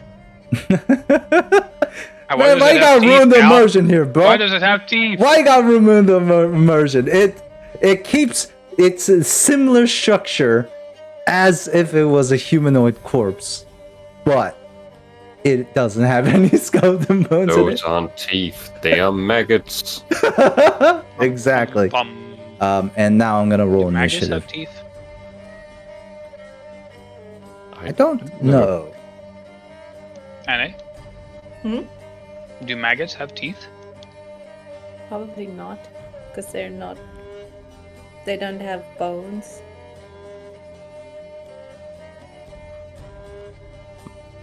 At I'm not turns gonna Google how maggots eat. and Fair enough. oh, nope. 21. Okay. And with a 21, you're gonna go first here, Benji. So they are flat-footed. By this one. Yep. I'm gonna stab him. You're gonna stab him? Alright, go ahead and... That did nothing. Never mind. That's not gonna hit him, I'm sorry. Oh, sneak attack. So does he roll again? Didn't hit it. What does sneak attack do? If I hit, it would have been 2d6. Never mind. Yeah, I just didn't look at the attack roll. Oh, yeah, I okay. didn't hit it. Yep. Eep. What would you like to do? You still have your movement and swift. Eep. Benji, run.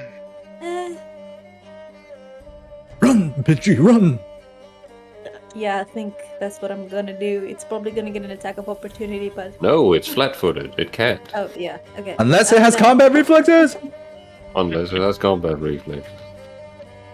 I'm just gonna run all the way over here. Okay. It does not make an attack on you. Okay. The zombie goes. Just Benji being like, I'm gonna gut you, you swine, and like stabs the skeleton in the gut, and it's like, oh, and just skitters away. And immediately it's going to attack the first thing it sees. Right in front of it. Skeleton. The skeleton.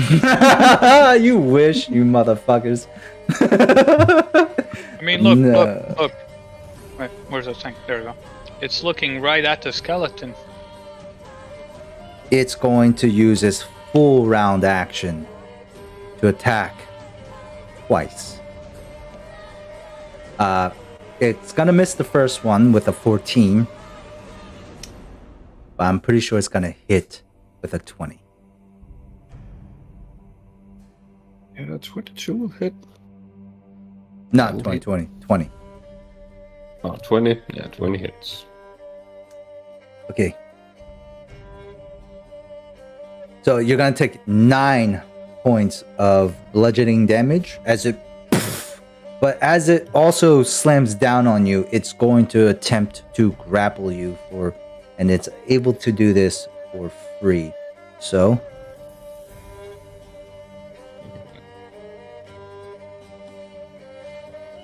Has to be my CMD. that is a 20 to grapple. That is a fail. Really? Your CMD is more than 20? What the? For grappling, I get a +2 for my CMD. Oh, so it's a grapple. 22 or So- something? It's a 22. Oh my gosh, you're so fucking lucky. Nice. But because it did hit you, I do need you to roll me. I'm just gonna roll flat d20. Okay, so I do need you to roll me a fortitude save too. Yep. Okay, 21, maybe 22 if it's against poison. success. That ends the zombie's turn. Whose turn is it? Briar. Yeah. Yeah, I'm sorry. I moved back. More away from them. I'm even a hero.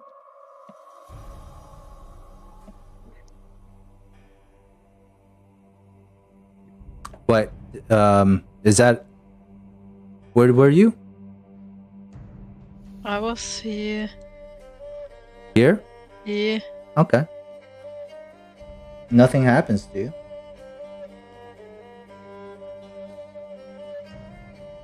What do you do? Yeah, inspire courage for once, so that's up again. And yeah, I don't have anything that's like bonus action-y, swift action, whatever it's called. Yeah, that's it for now. Okay. The flute begins to play out again. Muna is gonna go enlarge on Nox. Yeah. That's gotta do something to his vertigo, because damn, the poor man. Don't worry. He is already so confused about his surroundings, he doesn't even notice. Okay. There we go. What do you get for doubling your size? +2 strength? strength, -2 dex, and then I Minus get 1 to- -1 AC and -1 to my attack roll. Is that a good? That's still a good thing, right? Because I know he does it for you in the combat. So But with the- I do also get the benefits of grappling. Extra reach. I get some advantages for grappling things. So it's generally a good thing, right? And That my he does damage dice is also increased. Ooh, that's really good. But Holy shit. you Plus see, the with extra strength gives me more damage anyways, and it also circumvents the -1 to the attack roll. And doing this, yeah, also you would have you wouldn't have the -1 to attack roll if I have the Inspire Courage on. ooh, That's yeah. Anyway, Okay, so this is a good thing. All right. I'm actually just gonna remove that. So that is Muna. Muna is also going to probably make his way 5, 10, 15, 25, closer to Benji. Then he probably doesn't want to be stuck against that wall over there. He can move one more. Okay. Nox, it's your go. Yeah. Okay. Nice.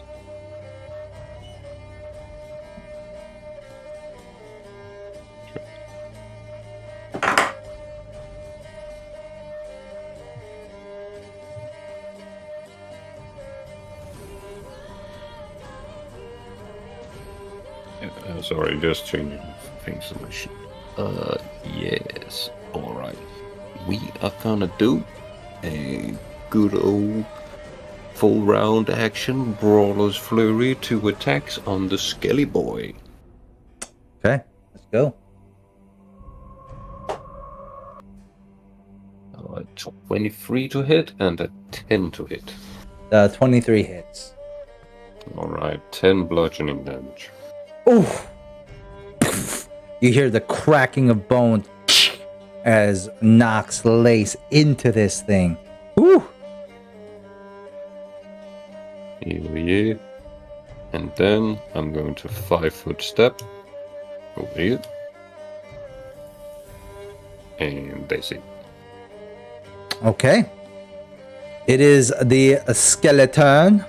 Of course, the skeleton isn't going to metagame and know that you're waiting for an attack of opportunity here. So it will go into the highest concentration of people, and it's going to take a 5-foot step here. Yep. Using its movement to not get an attack of opportunity, but still, that's all it needs to move. So that's all it's going to do. And Yep. then it's going to attack the same person, Nox. It can do a full round attack, by the way. Yes, it can, because the 2-step or 5-foot step is a free action that you can take.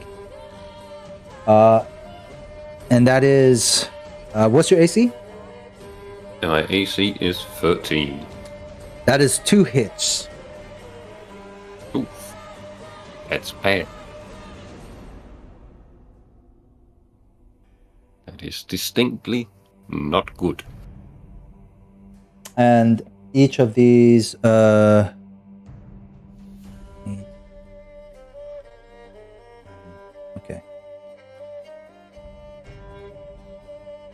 So first hit, second hit, 11 points of damage. It has this First hit brings me down. first hit Yeah, brings down to 0, and the second one brings me to -4. Yeah. So, how does Nox go down? This skeleton has this wicked looking longsword. Do you shrink, by the way, when you get knocked unconscious? I guess not, technically, right? That's Muna's thing, Mhm. so no. Yeah. So you're still this unconscious, dead ass thing slumped over the stone dais. But as this this skeleton rushes up, takes like a really practiced veteran step towards Nox, slashes down with his longsword. Huge gash opens up, reverses the grip, and then drives it down onto his stomach. As you watch your friend Nox begin to bleed to death. That's gonna be the end of his turn. Slams into the ground. Skuga is gonna go now. I don't know what Skuga does. He's got darkness. I mean, he can claw things. That's generally. I feel like darkness would be a disadvantage for you guys here, not the skeleton and the zombie. Yeah. Okay, so he's not gonna do that. He's just gonna have to claw this guy. Power. What does power? So he does have power attack. So he's gonna use power attack. 14. Everyone has power attack. All right, bud. Okay, I mean, I'm just saying he's got it. Sure, you'll change. That hits. He does 10 points of damage. Okay, good. Wow. Pretty good HP. Okay. As Skuga begins to rend the flesh of this decaying corpse, Leonard, it's up to you. 5-foot step up here. So I'm out of melee range. I'm gonna cast heal on Nox. Or cure light wounds it is for. Oh my god, 3. That does mean I'm You're no longer bleeding out. But it does not bring him back up. Shit. Damn. It's not.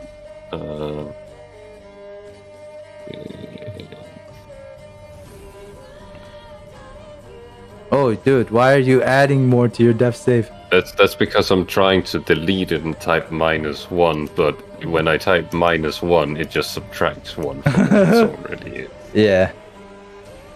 All right. Cool. That is it. That is it for Leonard. Benji, what do you do? Okie dokie.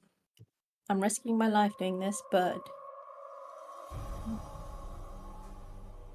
You do have flank on the zombie with Skuga. Ooh, shit! Right in the middle between two of them. exactly, which is not good for me. But anyway, I'm gonna stab. Hey. And No! You can earn 100 XP right here for this critical fail card if you want to use it. If not, no worries. It's your choice. I mean, I might die, so. Well, I can't do anything else. You want to take the card? Sure. There it is. Take the card. Well, play it for us so we can see it. Yeah, I'm trying.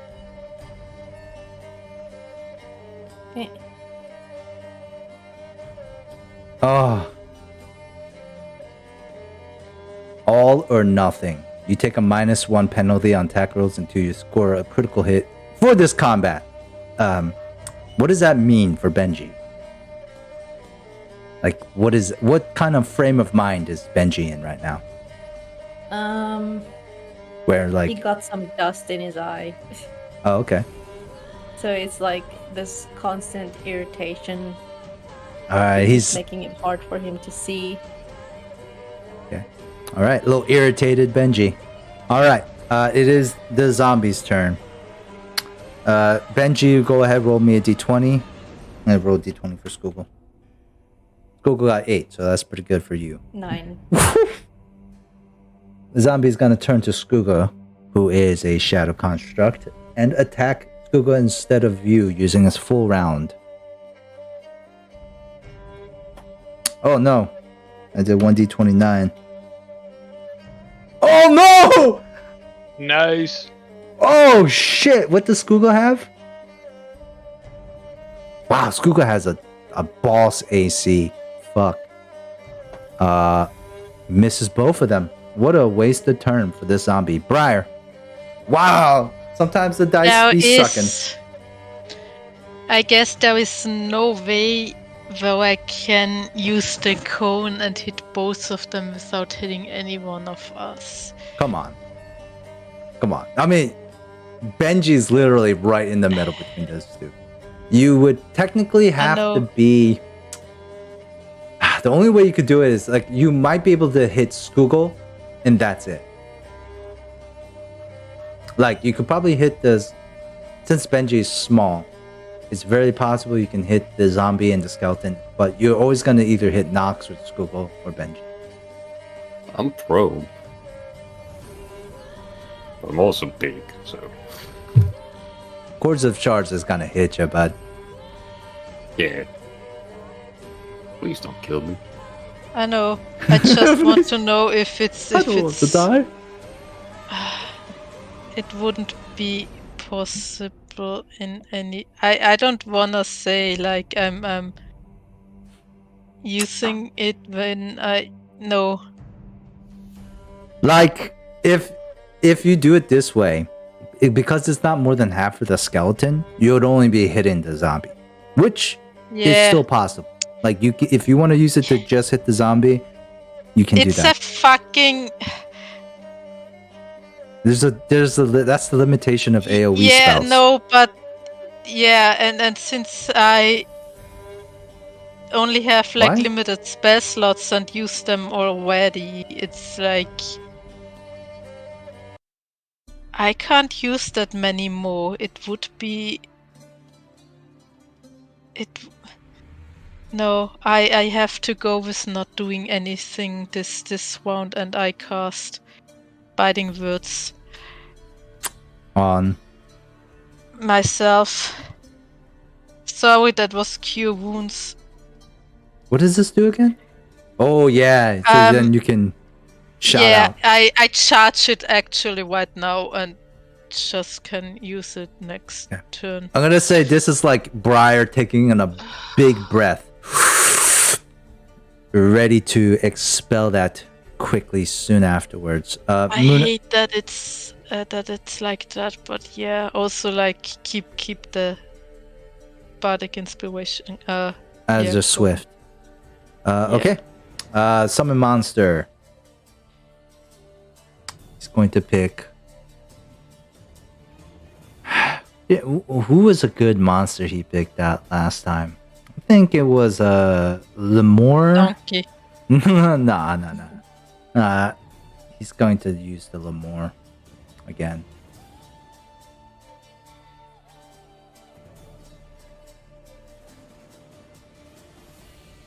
For sure. Yeah.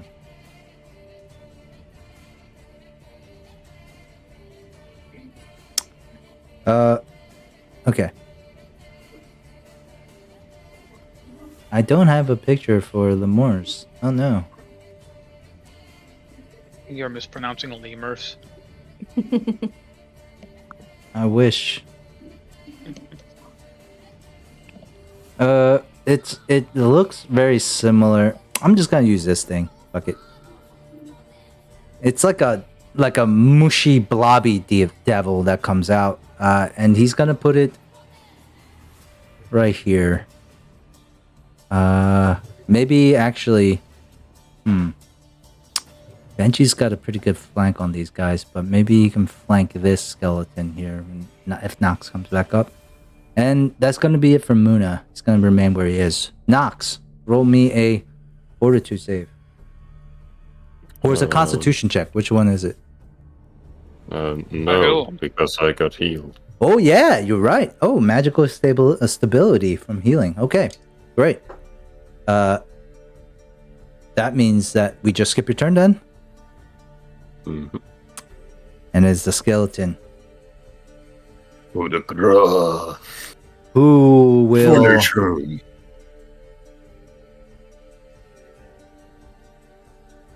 I think it doesn't like that spark of divine magic that just came out of Leonard. For sure. So it is going to take another 5-foot step here. And do a full round attack to get 2 attacks off of you. What's your AC? Oof! Oh, god damn it. 15. Only one of those hits. So if... Yeah, the crit. Yeah. Actually, throw to confirm. Oh, yes. Very, very true.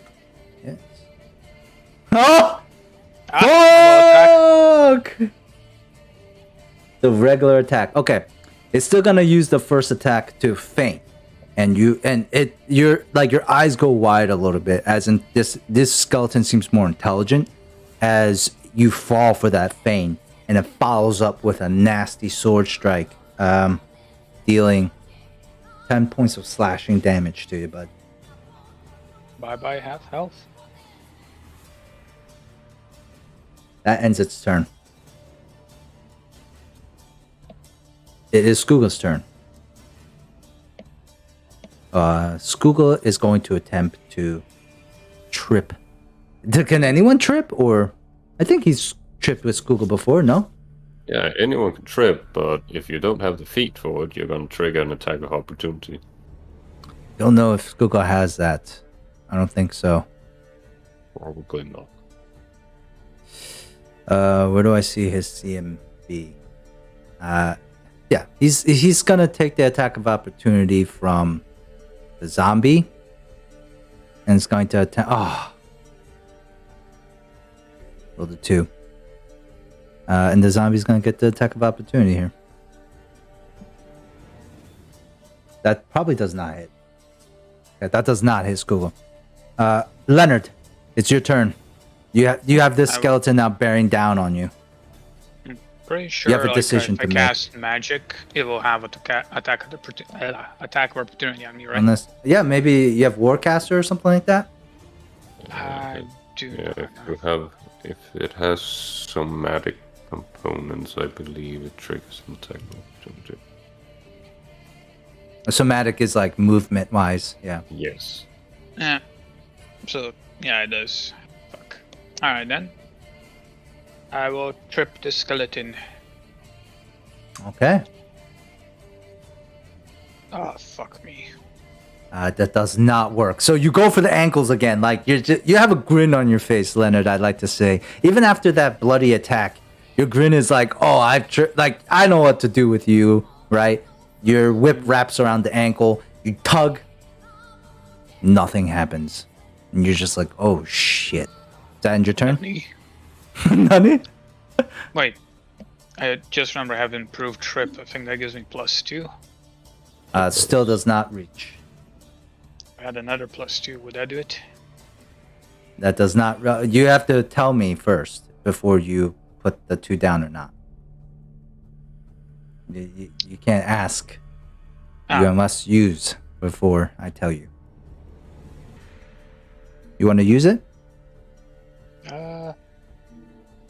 Yeah, I'll use it. You tug a little bit harder, and still nothing gives way. That was Benji, you have a swift. Just make myself feel better. You do find 25 gold pieces laying next to the statue, right next to you. You're like, oh shit, grab that. All right, Benji, you have a swift movement. I'm a stab. Eventually I'll hit it. I hit it, but the for zombie. 5 points. Yes. So Okay. I get 2d6. 2d6. Do it. Roll the sneak attack. Oh my gosh, that's only so he takes a total of 11 damage. 11 damage. Okay, that's still very good. It's better than nothing. I'm gonna hit you. And you feel it's been a while, Benji, since you had to stab anything, and you feel like that kind of sickening squelch as your small dagger, penetrates this rotting flesh, and for a moment, I think, Benji, in your mind, you're like, "Oh, now I'm gonna have to clean that off this blade," and it stinks. It is the zombie's turn now. I need Benji to roll another d20 here. Because both of you did something. You actually damaged it more. But Skoogle was trying to, grapple it. You know what? I'm going to ask you to roll one more time. Oh, I'm really rolling really low on this. 5. Okay. It is going to turn its attention to you. It's going to use its full attack, and it's going to give one attack to Benji and one attack to Skoogle, as it kind of spins around with its fists, trying to hit as many people as it can at once. The 14 goes to Benji, which is 20 to hit. Mm-hmm. Okay. And the 5 goes to Skuga, which does not hit. You take 4 points of bludgeoning damage, Benji. Okay. I need you to roll me a. Oh wait, what's your CMD? 13. Oh fuck, not one. It tries to grab at you, but you're too small and duck out of its way. I do need one more last roll from you, which is a fortitude save.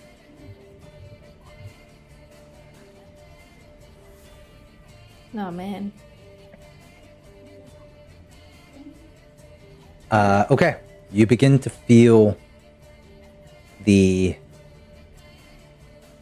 disease and rot begin to kind of like you begin to feel a little nauseous a little bit. Not the condition itself, but it could be just from the smell and the rot of this corpse. If you fail one more time, it's not going to be good for you. Briar. Okay.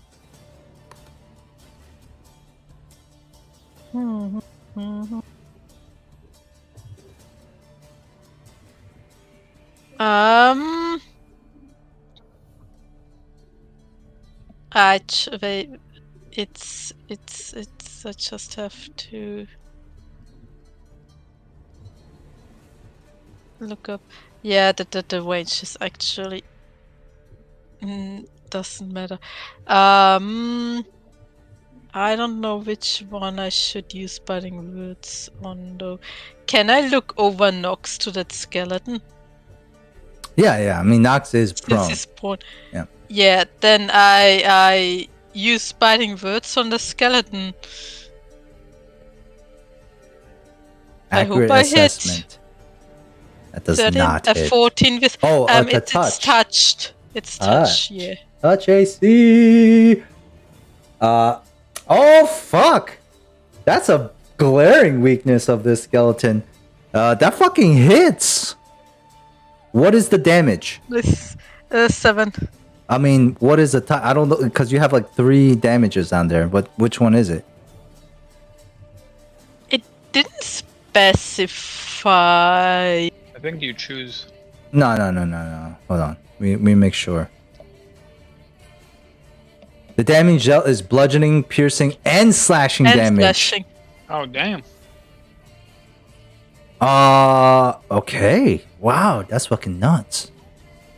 Wow. Wow. Like I'm just like fuck Wow. off. Wow. All right. It looks very hurt.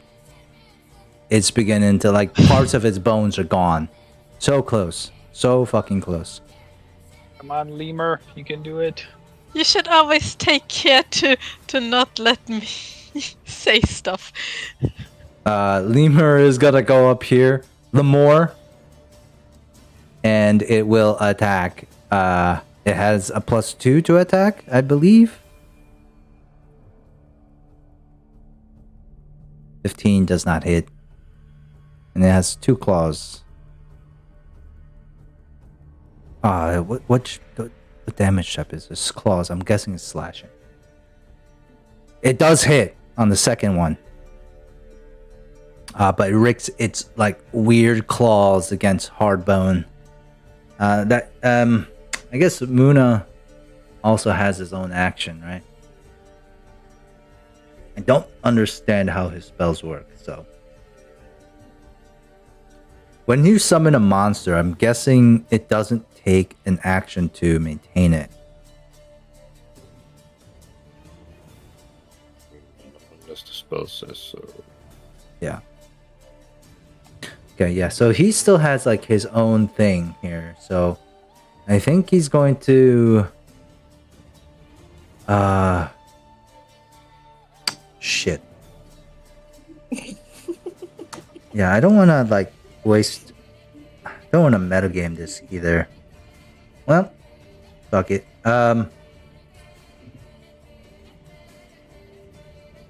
Who's she enlarge? He's gonna enlarge Skuga. That ends his turn. Nox is still down. skeleton's turn. It is. I think it's attention. Roll a d20 twice, Leonard. And I'll roll a d20 for the Lemur. 18. I'm pretty sure you're almost. Yeah, 14. Good rolls, though. I just rolled too high. It is going to turn its attention towards you and to make its full action attack. Oh! I won, baby. Fuck! Melee. If you're using a bludgeoning weapon, you take 1d3 points of strength damage and drop your weapon. Oh. Yikes. It's not using a bludgeoning weapon. That would have been pretty dope, remember though. why I hate these cards now. Yeah. It's all super lucky. That does suck. It gave you some hope there, but the first one's a miss. Second one definitely hits. Mm-hmm. You take 7 points of slashing damage. Alright. As the first one, it strikes the stone wall above you. And for a second, you're like, woof! Maybe it's gonna lodge in the stone wall or something, but with just sheer strength, you hear as it forces a gash in the stone wall just so it can finish its strike, slashing over your shoulder. Okay. It's now Skuga's turn.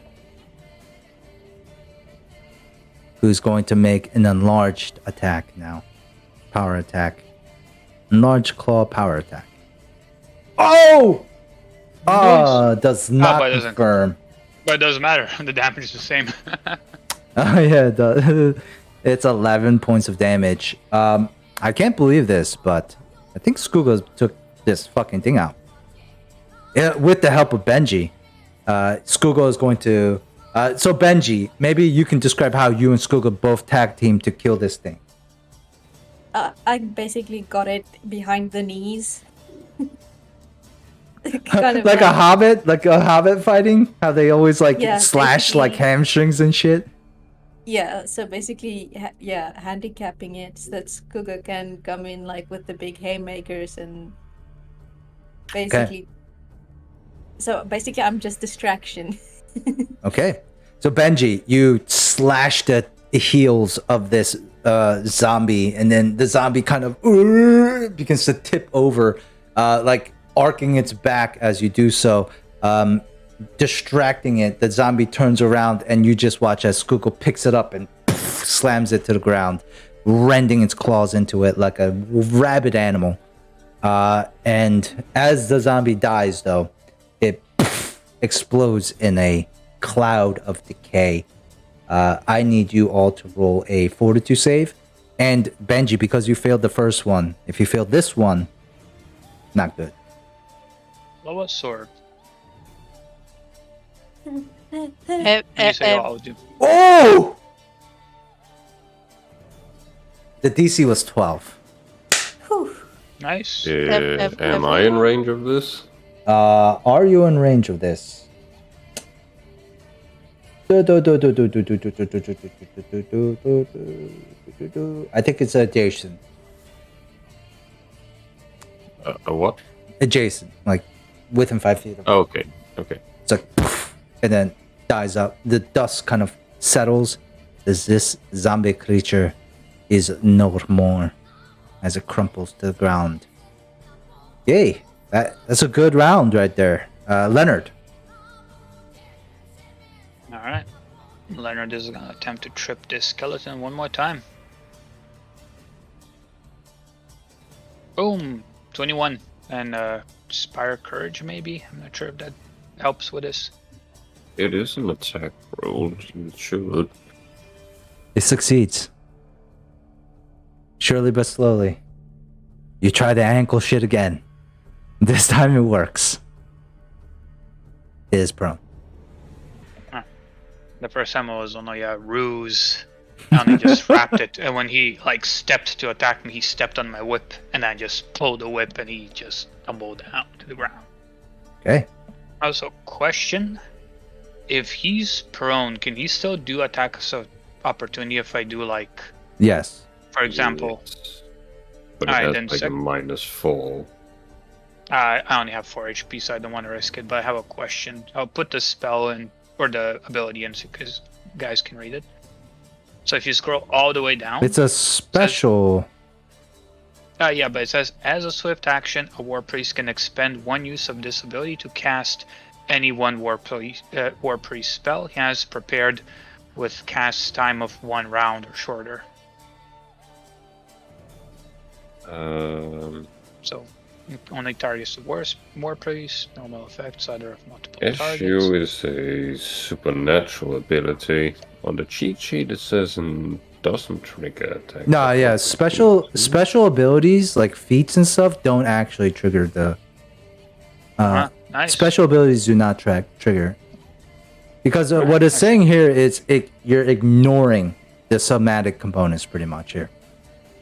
Dope. Then I will use that ability to cast Cure Light Wounds on myself. Yes, you can. That's a It totally does specifically state and do not provoke attacks of opportunity.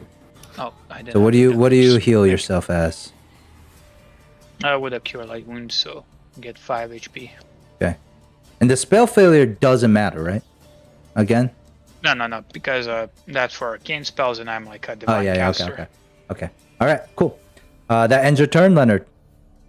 Yep. Benji. Okay. I'm just gonna poop. Oh, you can take a cookie for going down, Jacob. And stab. Sweet. Does 15 hit? I shall You have not. inspired courage.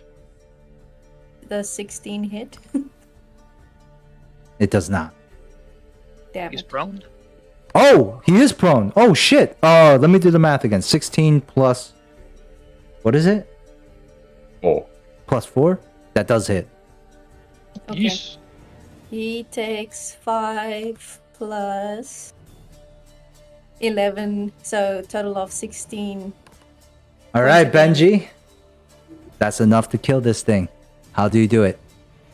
I basically just come scurrying out of nowhere and plunge my dagger into the skull.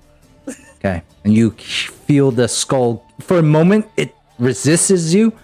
And then you hear like the support from your fellow friends here, like Briar's flute. Everyone is waiting for you. Nox is bleeding out. And with that extra bursts of strength, you hear the crack as your dagger presses in through the skull.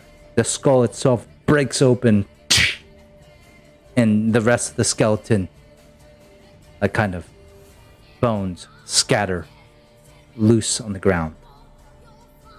You have defeated them in combat. Benji just fucking gets hell. out this sort of war cry. What's That's the Just gonna like lean on the wall and slide down, like crouch. Go over Benji. Just gonna reach out and touch Nox's like shoulder and like cast another heal on him. Okay. For 7. 7? Nice. So Not that was appreciate not it. Captain Whitewind's dad. I hope not. I'm not sure, to be honest. Oh. I do not feel so good. Skeleton? Skeleton! And I smash skeleton. you I swear. already He's lying did next that. to me. Okay. Welcome back, buddy. Dust and bone particles fly around as Nox begins to Hulk smash the skeleton. Oh. And Good job. Good job. You also all notice a rumbling sound that happened during the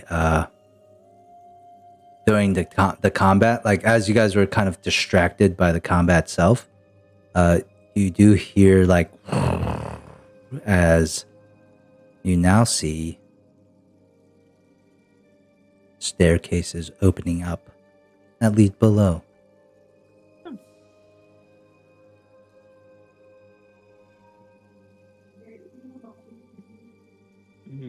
Alright, well, first, I'm gonna touch Nox again. Okay. Get another 4 HP. Oh, thank you, Leonard. No, don't mention it. I'm sorry I could not do more. You did enough. We're all alive. That is good.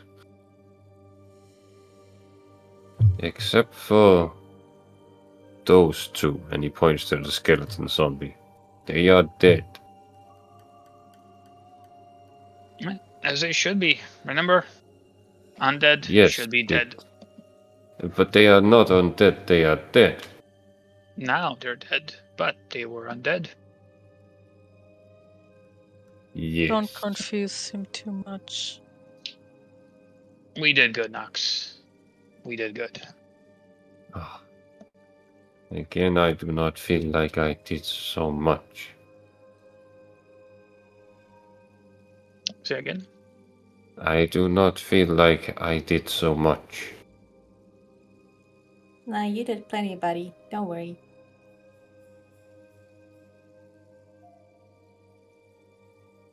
I am grateful for your consideration, but you do not need to coddle me like that. I know when I did not fight well. I'm sorry, my internet keeps like dipping in and out. But you distracted them long enough. So that's good too. And that's not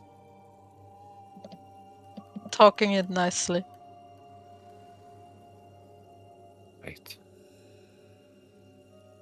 I still do not feel that it was good enough, but I will just have to do better in the future.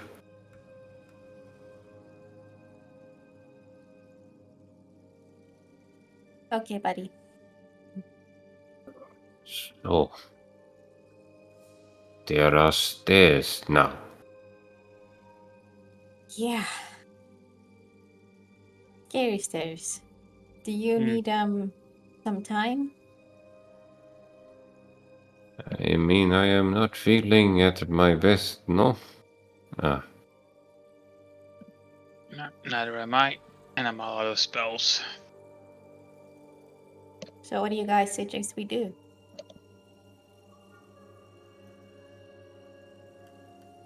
Sleep? It is getting dark.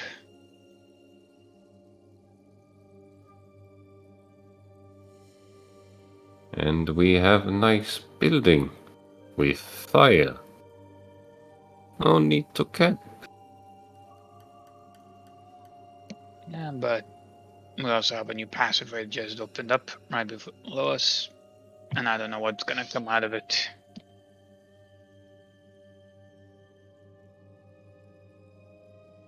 Benji, could you take a quick look just there at the entrance of the staircase? See if you can see or hear anything. Yeah, okay.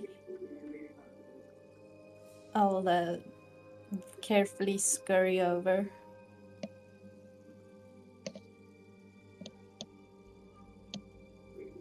And, well, check for traps and give the stairs a sniff.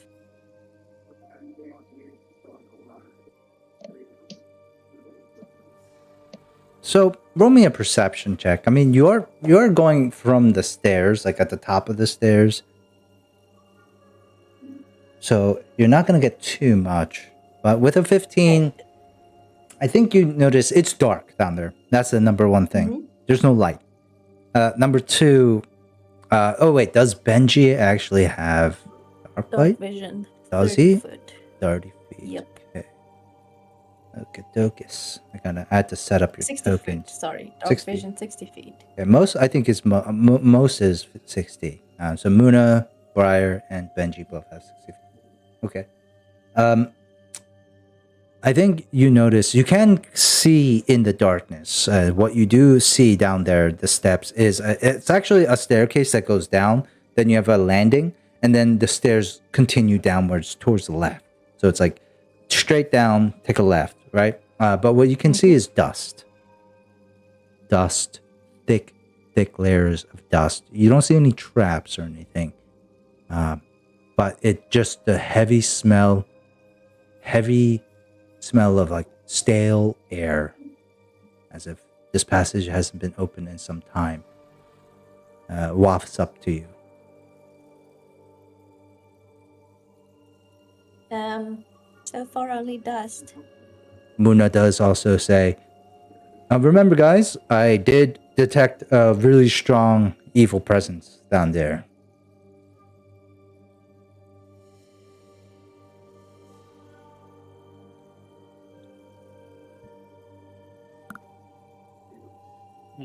Maybe we should rest away from this place. So it's time to make a deal with the devil? No.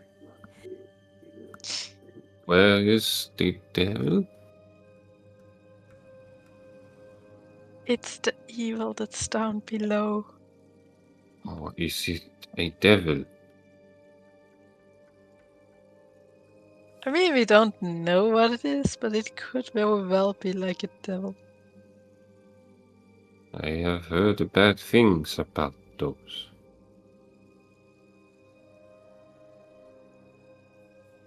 That's why making a deal with them is no good. It's like a saying.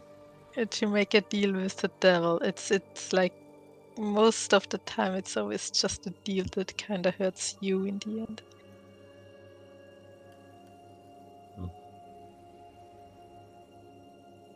One second, And sorry. I think you should not do it. Yeah, you should never make a deal with the devil. That's the thing. Really quick, you guys all added the 150 XP for the last fight, right? Yeah. I Okay. think so, yeah. All right. You guys are gonna add 200 XP for this, and Leonard and Benji both get an extra 50. Nice.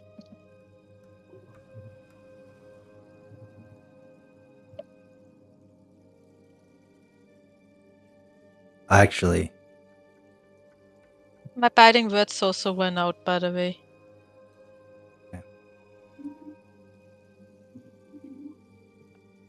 I think I also want to. No, I said I wasn't gonna do negative XP for getting unconscious, right? I don't remember. I recall you were saying you would do it. You recall me saying I would do it, right? I actually recall you saying that you didn't want to do like negative levels and stuff like that. Not negative levels. But I think there should be a consequence for going down. So, Nox, I'm gonna say for every There round. is.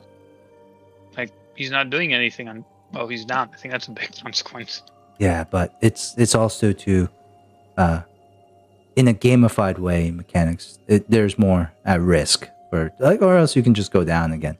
I will say, but the best part of the thing is that it's less deadlier, I guess, than 5e, where you only get 3 tries. Nox theoretically could have gotten 9 rounds of tries there, or even more than that. So Nox, I think you were down for about 3 rounds, right? Something like that. Yeah. I would like to say you have negative. What's your level? 4, 3? 3. Okay. Minus 30. I'll be fair for now, and I'll just say moving forward, it's gonna be 10 times 3 times the number of rounds that you're down for. So technically, this would have been negative 90. But just for now, starting next whatever combat you have. Cool.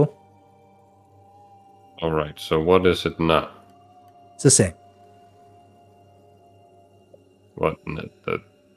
Negative 30? No. It's nothing. I'm just saying next combat. Okay, so I don't take any negative now. No. I'm just letting you guys. It'd be unfair for me to let you know after I do it, after the combat ends. So this is a fair warning for the future. All right. Noted. Not that I want to go unconscious anyways. Of course. So we just have to make sure that we get the people up. Yeah. Or else there's going to be more consequences. Oh, cat. Okay, what do you guys decide to do? Make camp for the night? Or explore? It's the answer.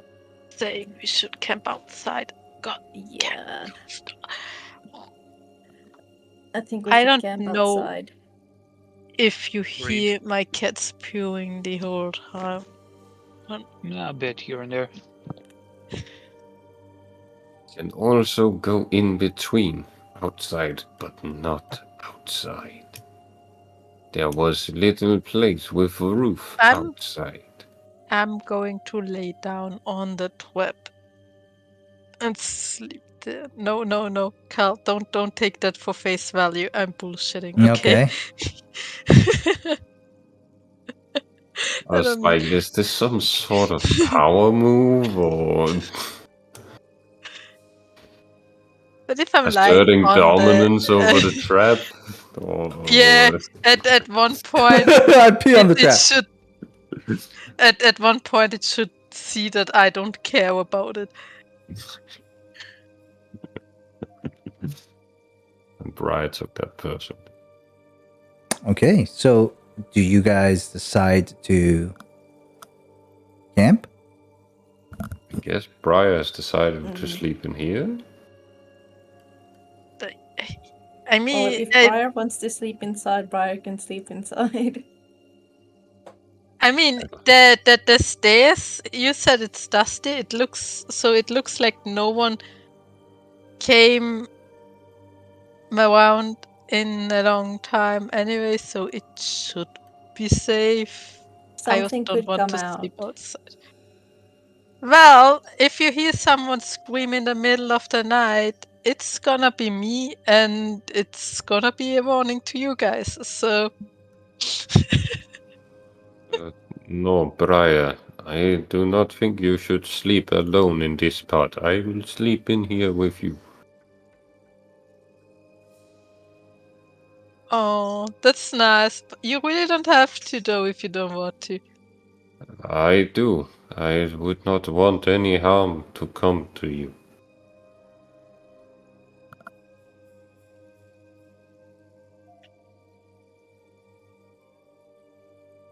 I mean, I'm glad about your company. Right, that as well.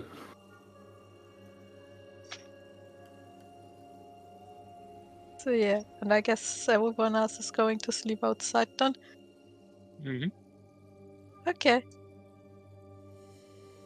So when you say sleep outside, what does outside mean, per se? They walk 10 kilometers away from you. Split the party. I love it. What does outside mean? They go to one of the other numbers on the map. Hey, it's all good. Whoever doesn't have Briar actually has much harder time navigating the jungle. Outside. Is that outside, Benji? I don't know.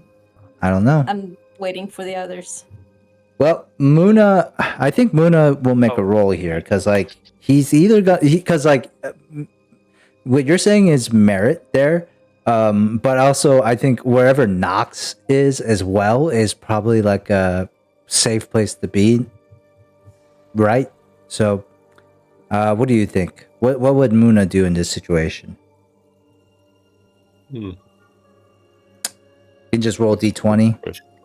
High he goes with Benji and Leonard. Low he goes with Briar knocks. Would he be a third wheel for anybody? For any of the groups? He could also put Skugge. No, he's not gonna split with Skugga. It makes no sense. So whoever he goes with, you're gonna get an extra person too. So it's gonna be 4 to 2. All right, we'll just do roll the dice. I'll just roll the dice here. He's gonna be like, "Yeah, guys, I think I want to stay here. Only because I want to know what comes out if something comes out. And also, you know, Benji has dark vision, so it's okay to go with Leonard. Sure. You guys argue that? No, it's Okay, cool. No. He's gonna set up his shop here. Leonard and Benji, how far do you guys go? As night begins. up to here is fine. Okay. Just kind of like since the others are like staying there, might as well like be close by. Okay. Maybe All not right. seeing like people are staying back. I think we should also just stay together, not split up. If something does happen, at least we're gonna be together to help each other out. Okay, well, I'm gonna be sleeping right here then.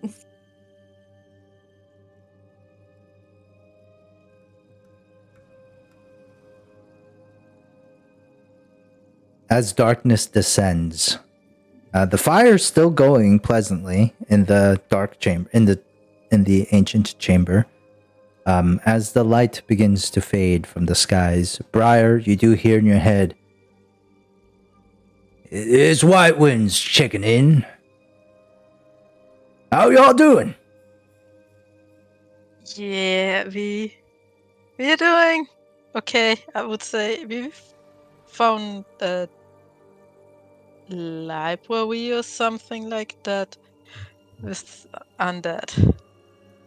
Shit. Mean. How far did you go in?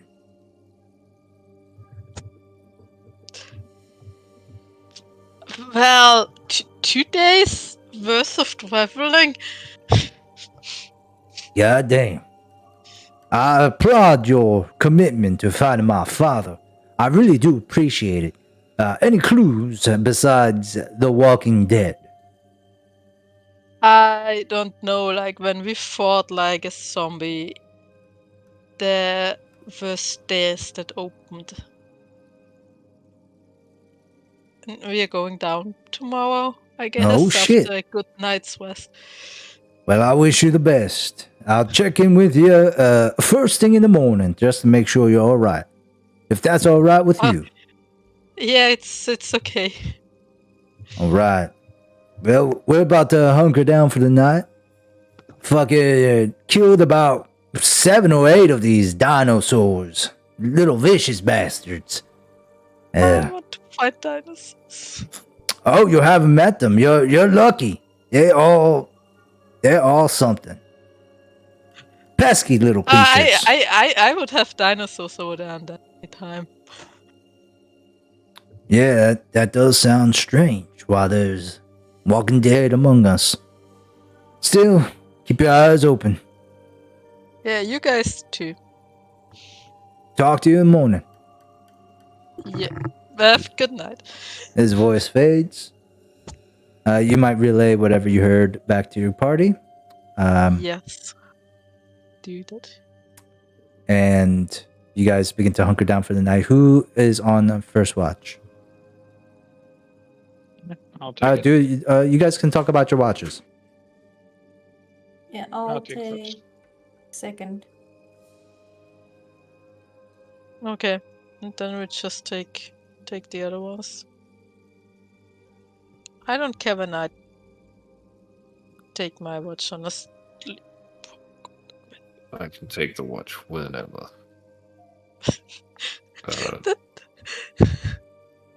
Okay, then I take the third. but I cannot see in the dark, so keep that in mind. Yeah, I mean, we have the fire anyway, so... Yeah, that is true. So what, am I on the 4th? I guess, yeah. Yeah. Muno is probably going to take 4th watch, just like last time. So Briar, you can really, I mean, not Briar, Nox, you can just float to whichever watch you want, to be honest. Must be a lazy cunt and just sleep the night through. You could also get 8 hours. To completely heal. I guess that would make sense. You don't completely heal even with 8 hours or 6 hours. It's the same shit. Oh. Yeah. I'm not used to that yet. Yeah.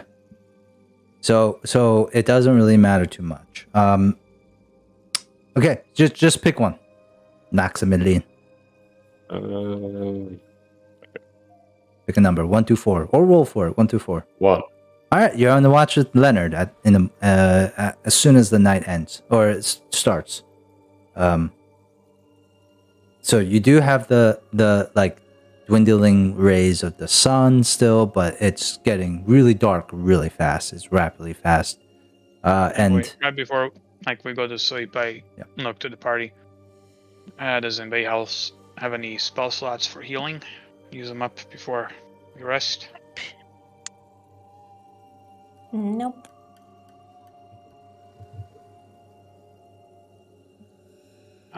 Alright. Good night then. I'll wake you up for your watch.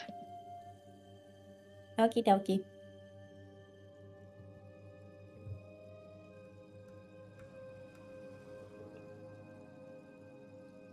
Alright. What were you saying, Cal?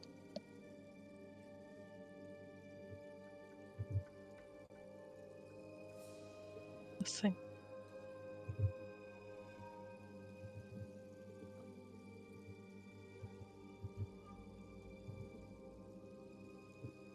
And the eternal you all healed up? Everyone's good? Yeah. Yep. Like we can't heal up anymore. There's no spell slots left.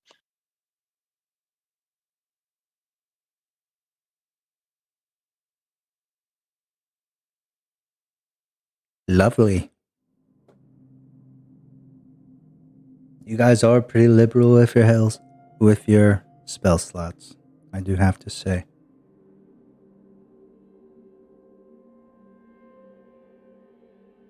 Oh, actually, shit, before I did this. Damn.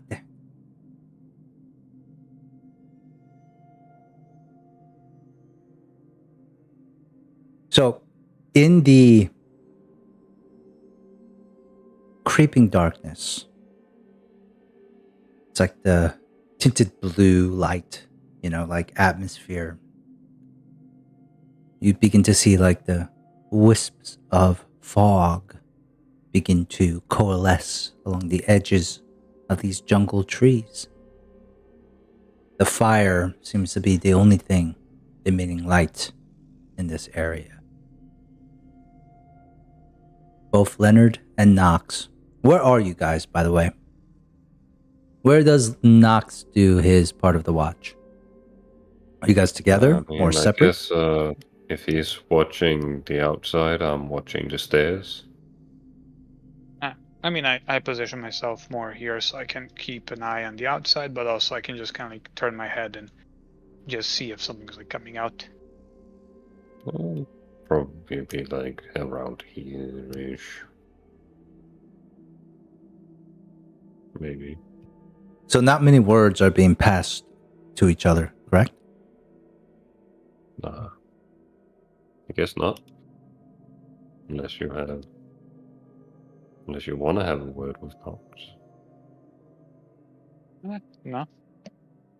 He thinks you're doing fine. And right now you're just letting you get into your own thing and doesn't want to lecture or anything like that. Okay. Okay, with that, then, I will say, as you guys are spending some alone time, Nox, you hearing the crackling of fire. Leonard, the hooting and calling of nearby jungle animals in this strange, forlorn place, I would like to ask Leonard, how is he feeling so far? It seems like he's the only one who's equipped to, with, like, the techniques to survive out here. You've been teaching the rest of your party pretty much how to navigate and pretty much what to do, conserve your rations, all that type of stuff. And like, it's kind of like at the second night after fighting these undead creatures, you're sitting there and you're looking out, and I feel like maybe Leonard might begin to wonder how he got to this spot, right? Last time he was doing stuff like this, it was pretty much solo, right? He might have went out with his uncle a few times, but your uncle isn't really like the party type. And that's kind of might have rubbed off on Leonard as well. So now that you're here with all these people that you kind of feel responsible for, who are kind of leaning on you to lead them through this wilderness, how does Leonard reflect on this? The question of like how he got here is like a simple answer. He's an Edivane. Like his purpose is to seek out places like this, kill monsters, banish the undead, save lives and all that. But like these 2 days in the wilderness away from the ship, he felt more like himself than like any time since he was basically enslaved. Like he wasn't, slave Leonard, he wasn't Captain Leonard. He was just, Leonard going about doing what he did before with like some company now, which he thinks is nice. It's not as lonely. It's having someone watch your back, have a conversation with. Like he's enjoying it.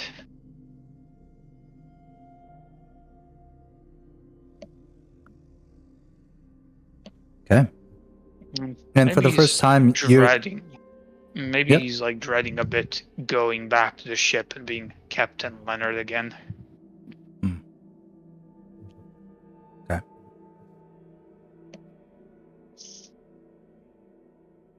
All right.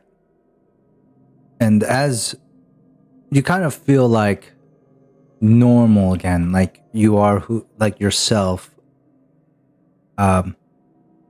looking out, the excitement, the thrill of adventure, the unknown, the kind of release that you feel from combat, right? This ebb and flow, this natural cadence. And you like simply begin to smile, looking out into this darkness, this wilderness. A part of your mind's like, could danger happen again? Yes. Should you be worried? Yes. But are you excited to fight? Hell yeah. Okay. Nox, as you're sitting there watching the entrance to this, I think your mind begins to travel to, this is the second time. Is it the second time that you went unconscious? Or is it the first time?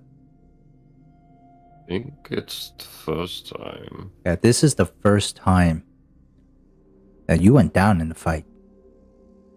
But there are times where you were close. You haven't had too many battles. But, I think this could possibly shake Nox a little bit. Knowing that he was fighting, the next moment, he's waking up. And in the arenas, I feel like you're just like, whenever you black out, there is no coming back from that, generally. 95% of the time, right? Like, if you go down, you're dead. How does Nox feel about this? he does have the help of his parties now. They took care of him to make sure he didn't die.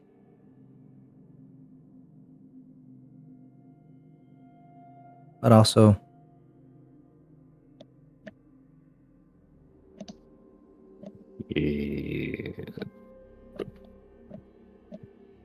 his thoughts actually drift to his mistress, Mistress Lucid, for a bit of a moment. mm-hmm.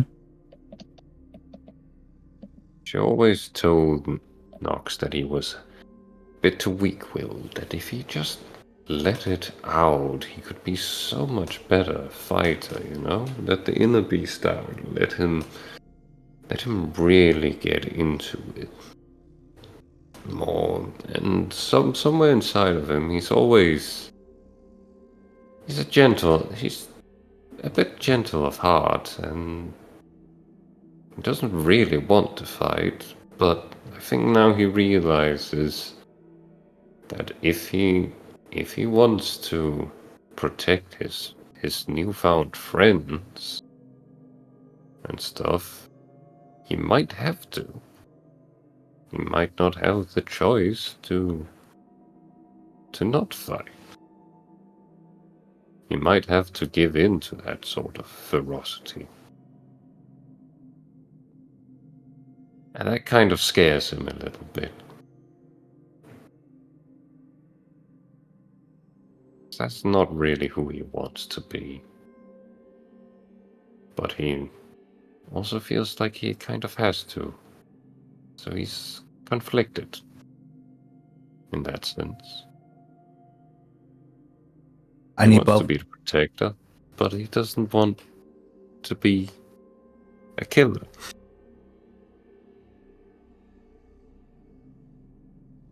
Interesting. Okay. And as these thoughts and feelings collide with each other, Knox, I need both of you to now roll me perception checks. Now, DC here is going to be a little high because it's very early in the morning or very early at night. So, Solid. yeah. Both Leonard and Knox. Both of you guys can take a cookie for this. I noticed, Jacob, you have mucho cookies. You want to use some of these or what? You guys are just going to hold on to these gold pieces and shit? I'm collecting them. Oh. Alright. It wasn't really... I will use them in time. But you see, Cal, the thing is, if I have gold pieces in cookie form, they cannot get pickpocketed. Yeah, what? Wow. I can't believe that. For 10 gold, you're like, you know what? It's not 10 gold. It's at this point I have 45. I'm going to say they can steal your cookies. Anyways. Alright. No, Knox put in the Cookie Monster. Knox and you take that much more damage every time you do take damage. How many cookies do you have in your hand? No, I'm joking. Oh god, that's horrible. That is so bad, right? All right, Leonard and Knox, you guys are both distracted from your thoughts. But thankfully, nothing really happens during your watch. You have to wake somebody up next. Who is it? What's the next one on watch? Benji. It's me. Yep. I'm gonna wake up Benji. All right, and Leonard, move your token to where you're going to sleep for the night. Knox, you too. I think I'm just gonna switch places with Benji. Okay. His bedroll does not fit you. I'll take like it's like a sock. No, it's not a sock, I'm not but that tiny. I'm not actual rat size. Ew. Anyways, No. Rats are awesome. Yeah. No, I'm just saying finding a rat in your sock. Oh, I don't know. For you, that for me, I would be like, oh. Anyways, Yeah. Now maybe I just. God damn it, maybe I just flew over. Where'd you go? Benji can like she outside and the stairwell Okay. are familiar, like touching her face. Benji, can you please move your play token to where Benji would stay for the watch? I mean, I'm quite happy where I am right now.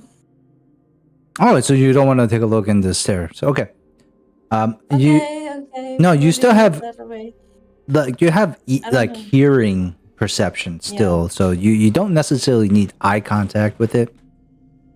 But I would like you to, as you begin to take out your, what does Benji do? Like some suggestions. One thing is that Benji has taken a more ranged approach when it comes to combat, but has now, maybe for the first time, went up close to stab something and taking damage in that way.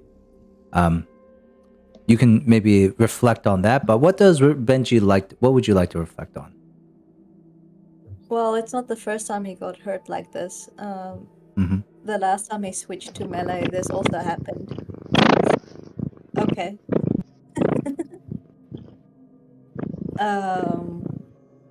Dante! What was I thinking about? Sorry, she's just too cute. I guess Benji kind of regrets solving the puzzle. Because he felt like a genius for a moment, then it turned into disaster.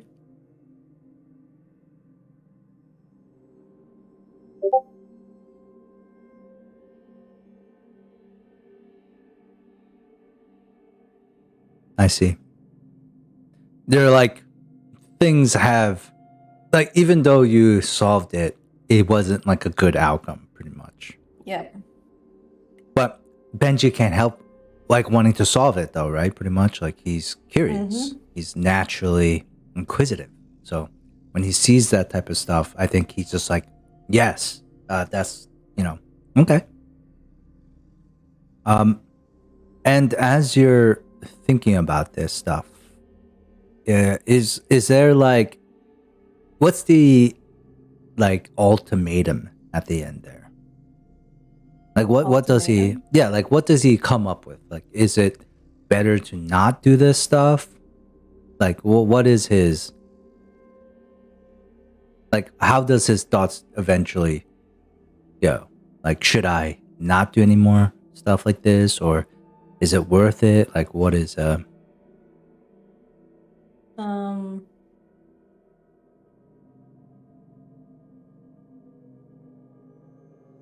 That's the thing, he doesn't know. He doesn't know if he right? should, like, Just if the next puzzle comes along, leave it alone. right. Which is natural, right? Like that makes more sense that like Benji wouldn't know the answer to that. For you, it's just like this one particular part. Yeah, but who knows? And while you're dwelling on that, Benji, let me get a quick perception check from you.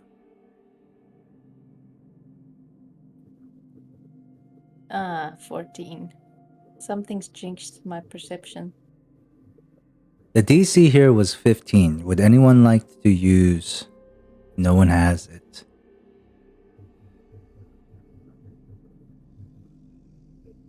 No one can help.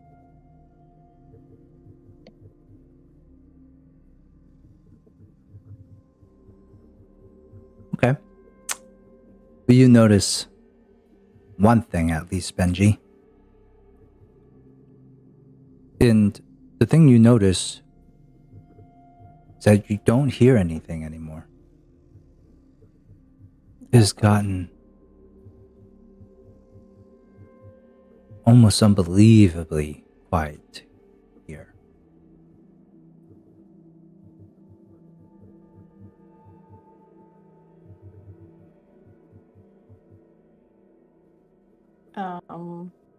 I'm gonna peek inside. You peek inside and you see your friends sleeping.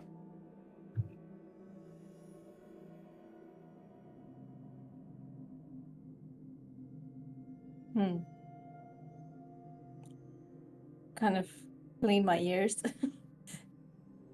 Mm-hmm. Mm-hmm. Weird.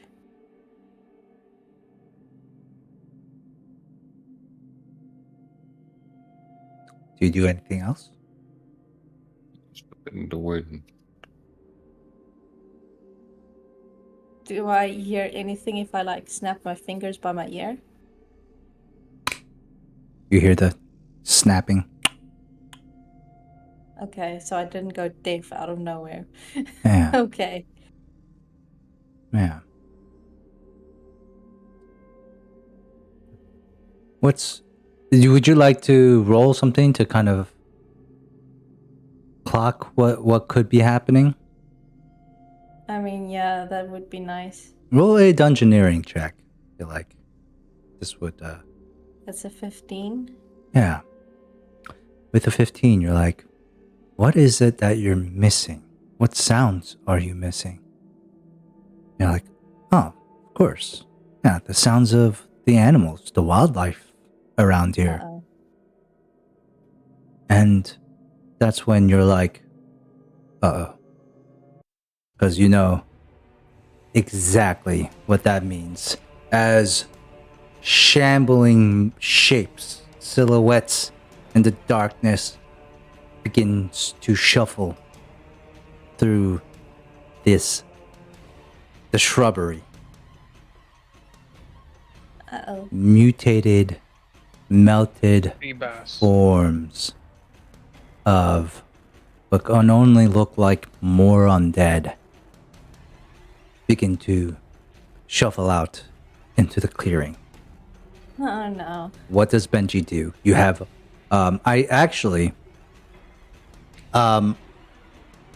yes. What does Benji do? Really quick. You can only do one action. I will yell at Leonard. Wake up! We've got the Or undead you can do one incoming!" turn. So you can move if you'd like to. Okay, I'm just gonna run then to the entrance and yell, "Wake up! Undead incoming!" Okay. And I will say all of you wake up. All of you get 2 hours of rest, which is 2 HP. But you do not get any spells back. You have not completed a full rest. Gee, Roll initiative. Oh, come on, that's That's 20 so past 10. fucking sucks. 2, 3, 4, 5, 6, 7.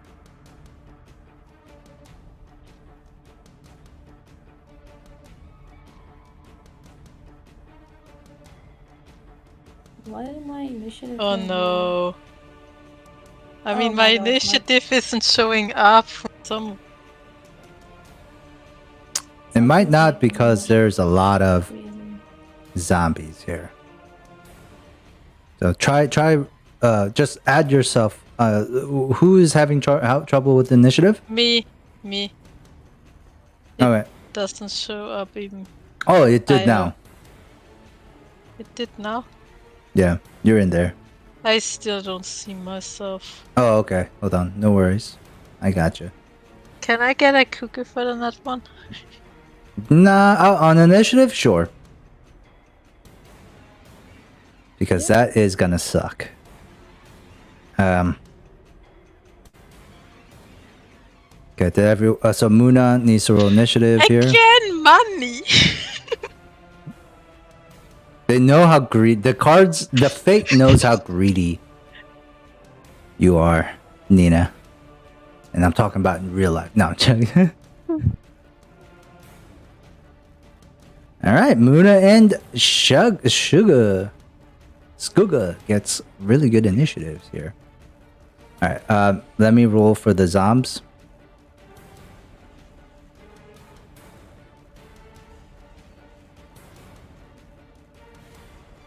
So, okay, so they have a +0. So I just have to roll 1d20. Can somebody roll me some d20s? Doesn't matter. What do you want?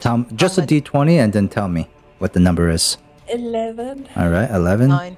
9. 13. 13.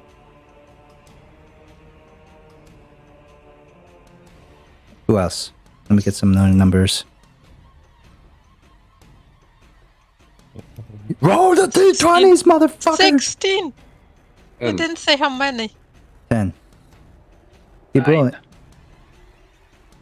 Keep going, keep going. 2. 2, 10. 8, 10. Nox just rolling 8s like a motherfucker. Fuck you. Alright, 2 more. 6. Oh, why so low? Jeez. Right, what did you get for initiative? 4, right? 1. You got a nat 1, Yeah, but it's no, still no, 4. I got a nat 1. It's a 4. Yeah, okay. It's a nat 1. Alright, so none of these guys rolled that good, but they do have +0, so that's probably why. So everyone pretty much goes first. besides, so they're all flat-footed, really. Besides Briar, who's all the way down there. Leonard, you wake up to Leonard and Benji. Both of you wake up. Like Leonard, you're the first one that Benji wakes up. But Benji, you can actually go as well. Oh crap! I don't know First. what to do. Well, first of all, there seem to be too many for us to take on. So I'm just gonna yell, "We run, right?" And I'm gonna. This is all wall, right? The only way out is here. That is correct. 5 foot. Okay. I'm gonna move here. And hold and take out my crossbow. But I'm not gonna run away just yet because I don't know if the others want to run in here, which seems like a bad idea, or if we run for it into the jungle. I'm either But thinking like running for it or bottlenecking them like here at the entrance. Yeah, I don't know. yeah, and if we can't bottleneck them at the entrance, we can bottleneck them down the stairs. We have 2 So that's what I'm doing. You're holding your action for. Basically, waiting to hear what the others want to do.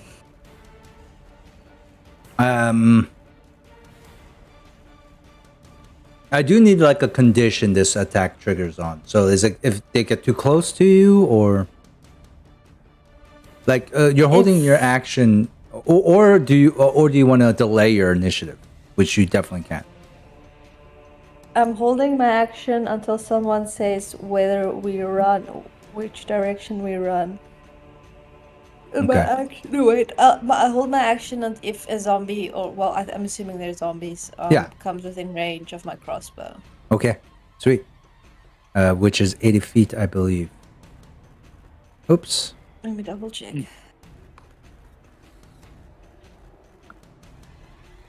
I mean, they are technically. You could make shots out of these, but until you get like a good clean shot, I'll say. All right, sure. I mean, they are flat-footed, so you could do your sneak attack if you shoot one. Let me right just now. double check.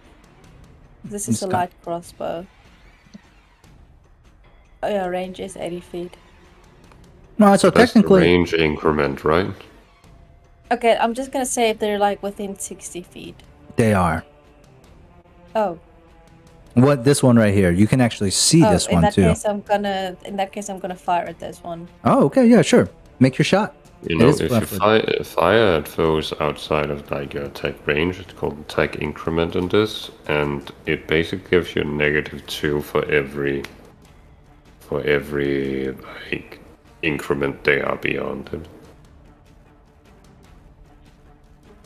So you can shoot really far. You'll just get negatives depending on how far away it is. Okay. Yeah, but in this case, this guy is 60 feet within sight. You can definitely shoot it and get the sneak attack. No, that's only a 9. Does 9 hit? Unfortunately, it does not. It does thud into this creature, but it doesn't. It seems to ignore it. Okay. All right. Leonard.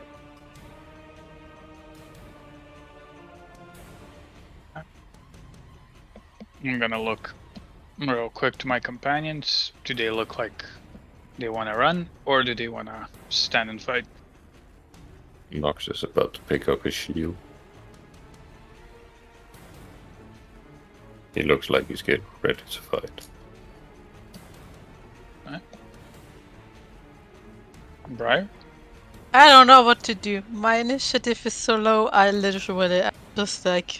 Boo! Briar's fuck still asleep. Briar's still half asleep. Yeah. Half asleep. All right. It's all good. Okay. You. All right. Benji, come back here and we're gonna bottleneck him at the doorway, and then we have to down the stairs. Let's see. Alright, Okay. so if they come into this square, I can't attack them with attack opportunity, but if they come lower, I can, right? Yes. Alright, and this is the outside, and this is actually like in the thing. Yes. Right? Yes. You are doing it Yeah. right. And yeah. And then I will hold an attack until. I mean, technically, if they enter like this square and then move up there, you can also get an attack opportunity. Alright, that's also good. Then. Oh. I was gonna say I'm gonna hold an attack, but I'm also gonna do like reaction attacks. So can I do reaction and like hold an attack? Does that work? Mm. Can somebody look? Jacob, could you look that up for me? That's a really good question.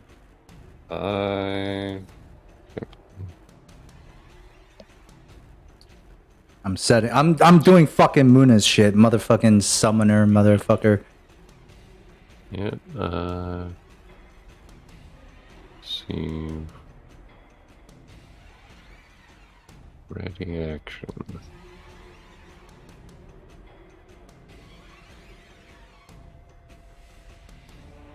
Wait, why doesn't this show up?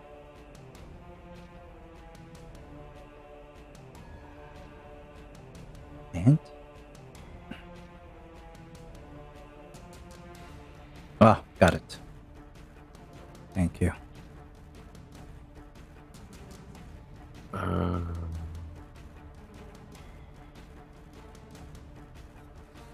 Okay, so ready an action. You can ready an attack, and that will just give you basically another attack of opportunity. However,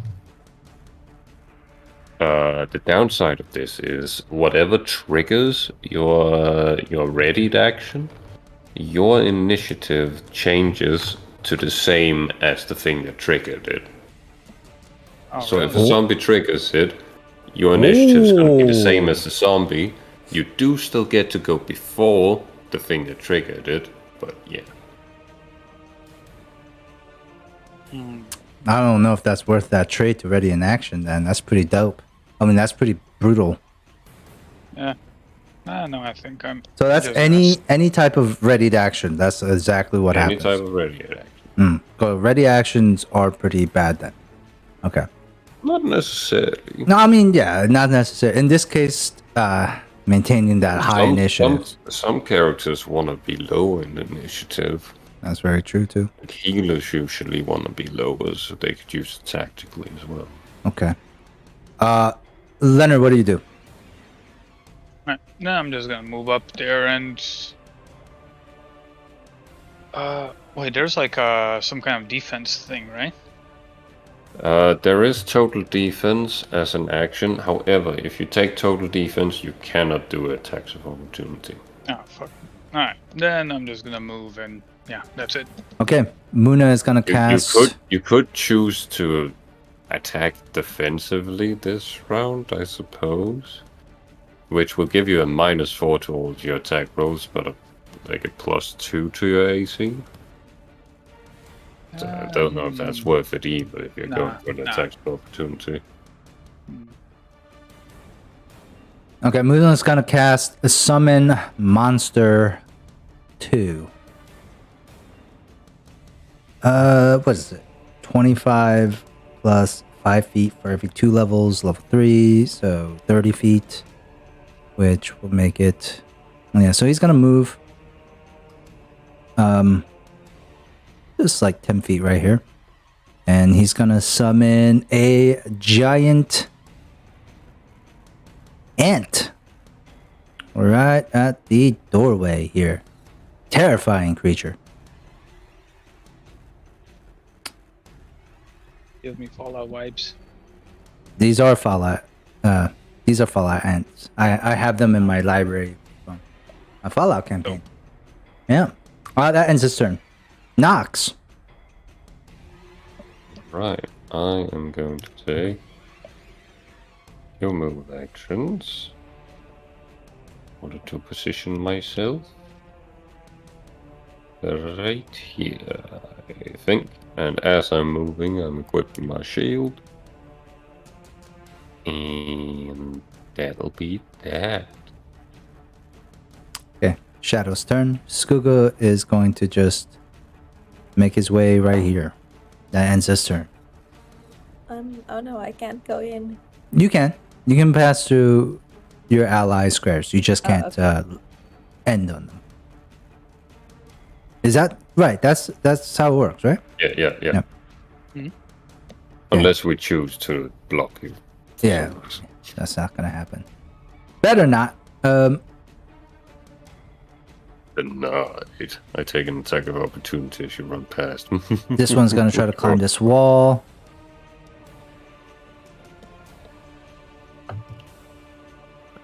This one's gonna make its way over here. Quick, put down the plants. Zombies are coming. Nice. Where's the druid? Where's the druid?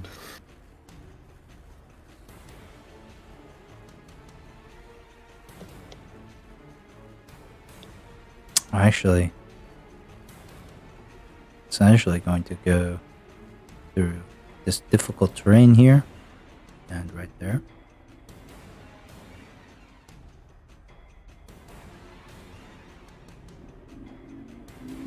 I like how the zombies are so coordinated. They all arrived at the same time instead of coming like one by one throughout the night.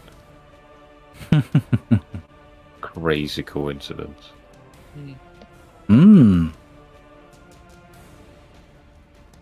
Oh, you say that coincidence.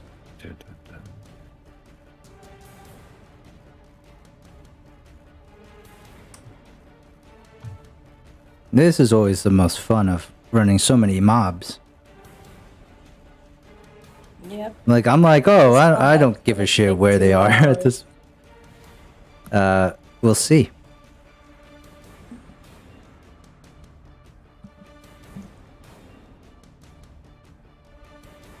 They are all using their action and their movement for this stuff, by the way.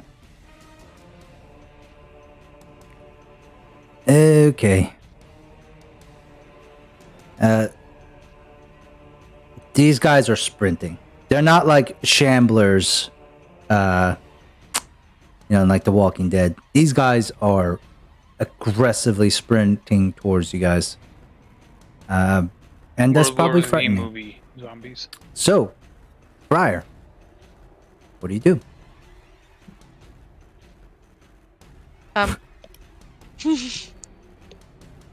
Bardic Inspiration. Okay. I actually don't know if it's like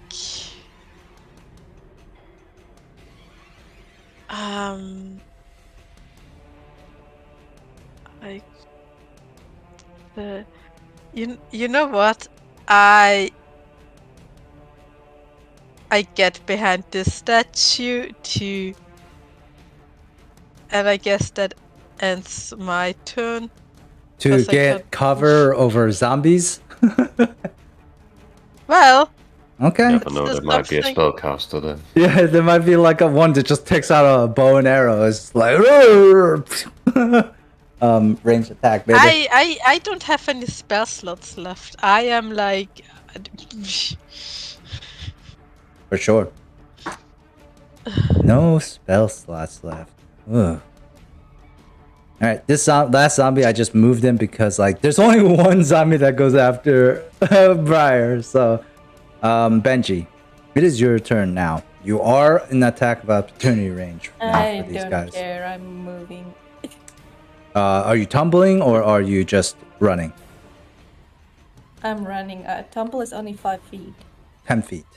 But okay. Yeah, I wanted to get over here. All right. And I don't have a So potion. That's you're a going shame. you're going to take 2 attack of opportunities here. I believe it was 2, correct?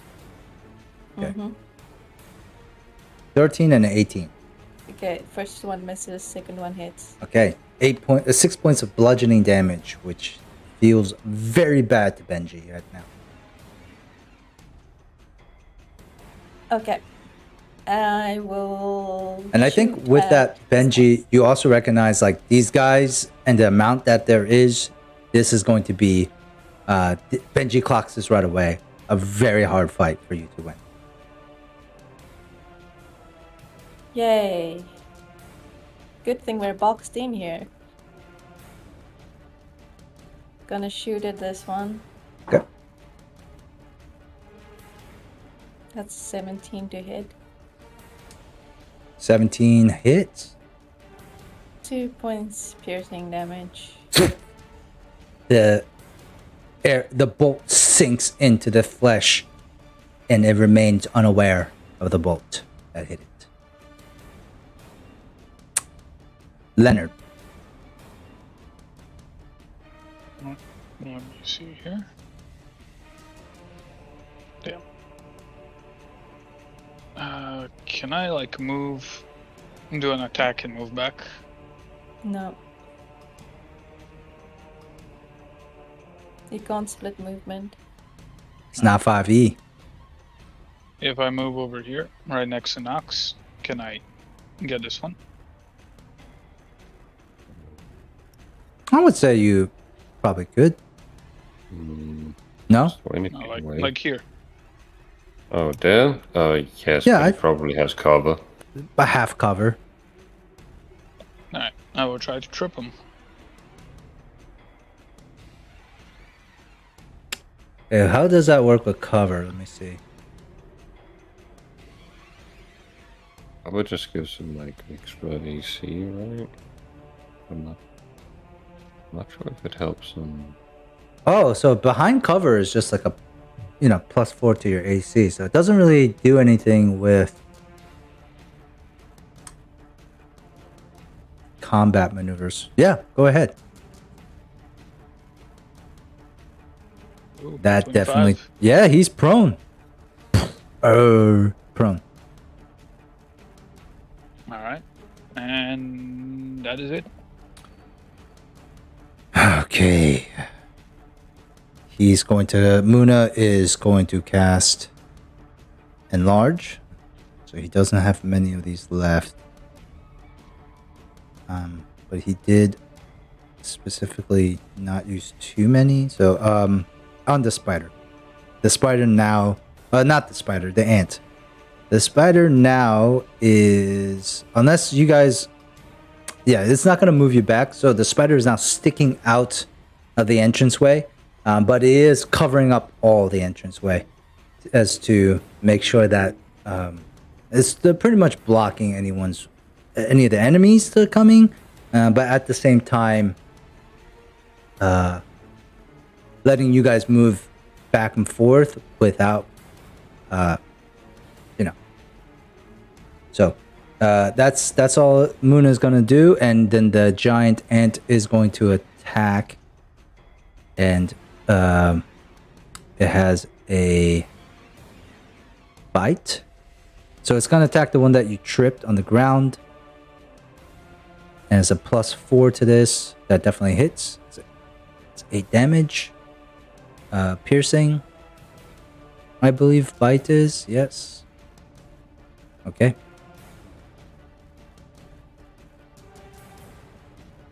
All right, and does some damage. That ends Muna's turn. Nox.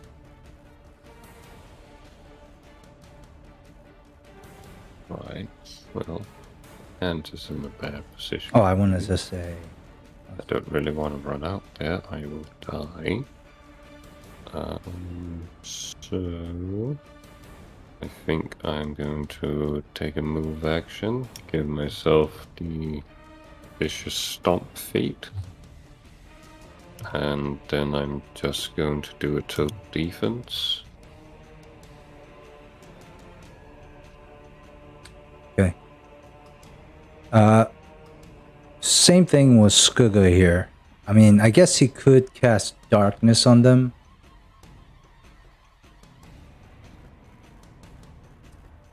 But I don't feel like that would help the party. So, okay. Muna's gonna also do total defense. This zombie is going to attempt to climb the wall.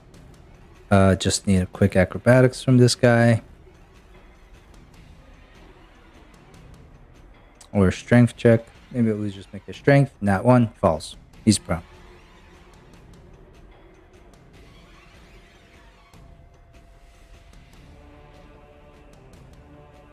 He's gonna get in range, and he's gonna make a slam attack against the spider or the ant. That hits. Shit. Ant the 7 points of damage. It's pretty bad. Okay. This guy is gonna climb the wall. Strength check. 9 does not make it. 11. It's gonna come right here. I guess there's no flanking in this, so that's always good. 21 plus 10. Wow, they're fucking this ant up. He's just gonna make an attack.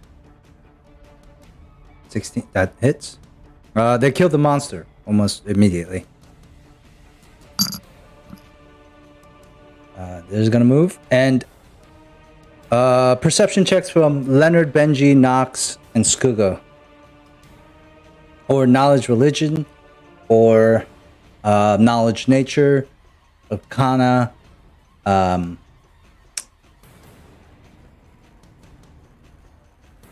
Benji, get 25 XP for that. Leonard? 14, 15. All right, so Nox and Leonard, you guys notice probably, so Nox, you notice that this zombie in front of you probably could have made his way towards you more closer, but has visibly, something has stopped it. Leonard, you have seen stuff like this before. Sacred, hallowed ground. Divine spaces that do not let undead creatures through. I mean, only something incredibly strong would be able to ever bypass something like this. But these little smaller undeads, never.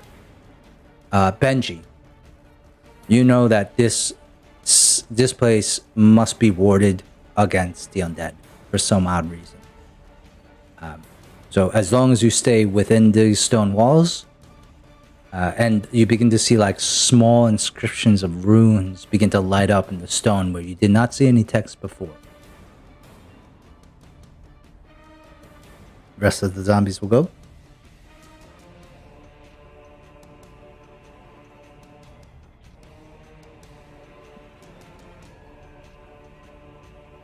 As a whirling, decaying mess of creatures groan and moan in front of you. Briar, what do you do? I'm gonna get an attack opportunity on a couple of those guys. Sure, yeah. Strong Roll guy 2. probably stands up, right? Yeah, roll 2. I move forward, like... Should we go down? Or what are we gonna do? I don't think they can enter this building. You did not. It's warded You did against not save your attack. Oh, so that's only 2 attacks. Okay, the 8 doesn't hit. Alright, and the 14? It does hit. Nice. Which one? 7 The prone. slashing. The prone one. Yeah. Okay. He's already taken some damage. So good stuff.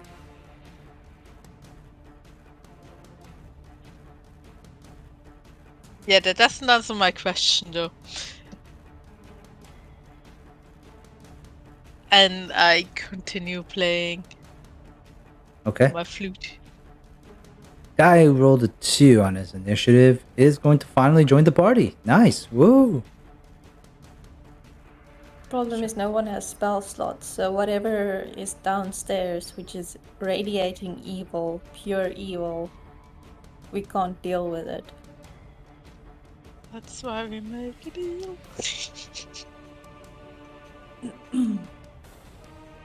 I summon soul. Just have Leonard whip them all until they're dead. Very possible. I have a bow, some arrows if someone wants to use them. I'm not proficient. I probably just hit you, kill you. I have a couple of javelins, but yeah, I could use a bow.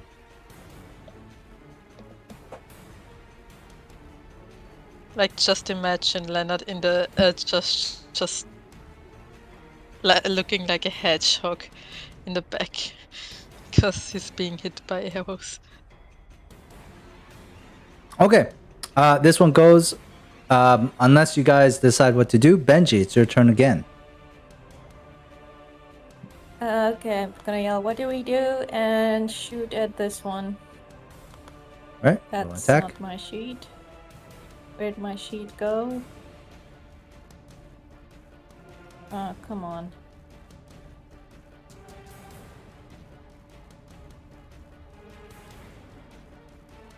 That probably misses.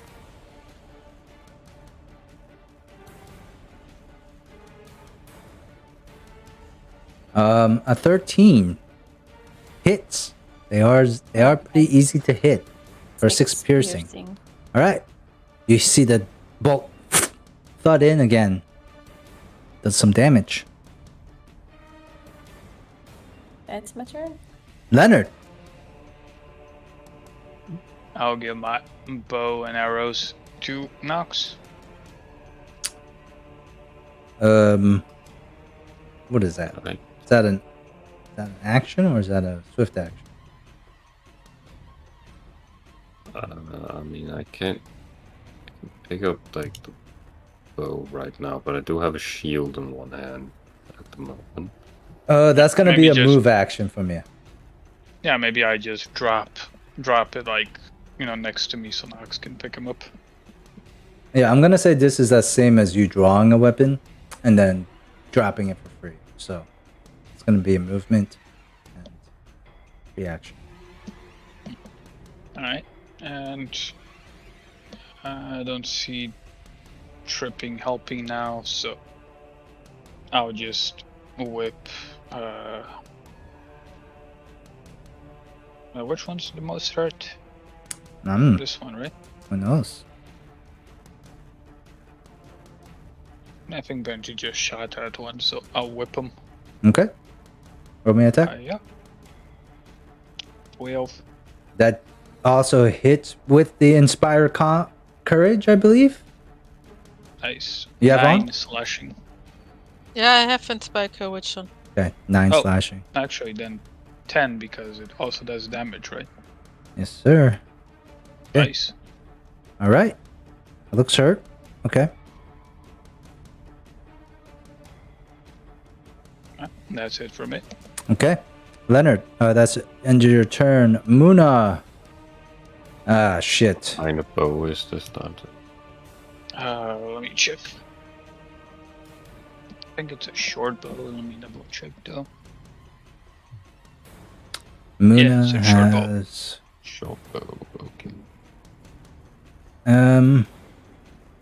he's gonna just walk up and guidance on Nox. Nox, your turn. Let me just double check that I'm actually proficient in short bows, simple weapon. What a martial.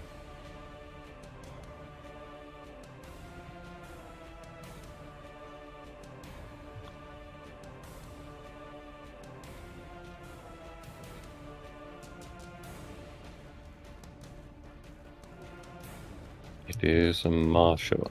I'm not currently proficient with it. However, I can use a move action to give me the weapon proficiency feat. Get proficiency in it. With martial flexibility. Okay. Lars never held a bow in his life. Now uses it with expertise. Sure. Alright. And I will take a shot at a zombie in front. Okay, you definitely hit it. The arrow sticks into the soft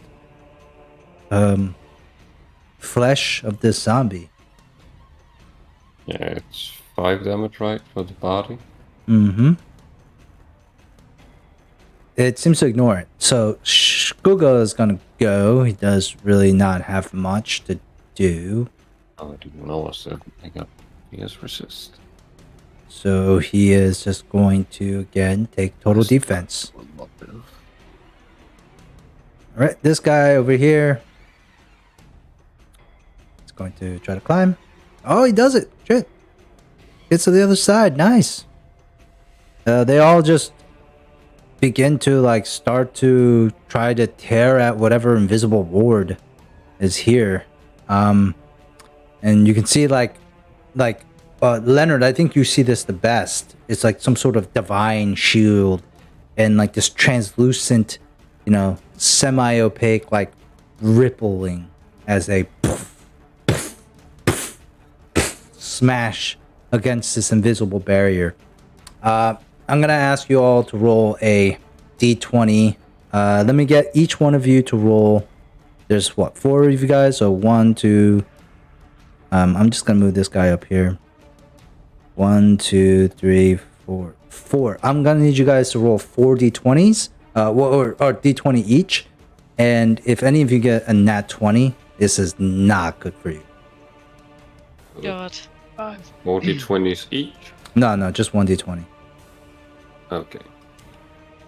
Whoever rolled the nat 1, and then here, Benji can get 25 XP. That zombie just trips on the ground,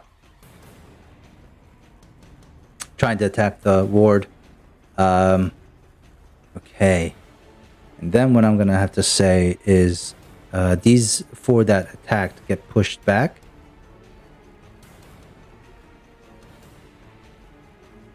And a new set of zombies. Sure, you can take 2. 14. That hits. So another 10 damage. One of them is close to very dying. Okay. A lot. And 15, 6 damage. Okay. The other one gets hurt. Okay. All right. Cool. I need you all to roll another d20.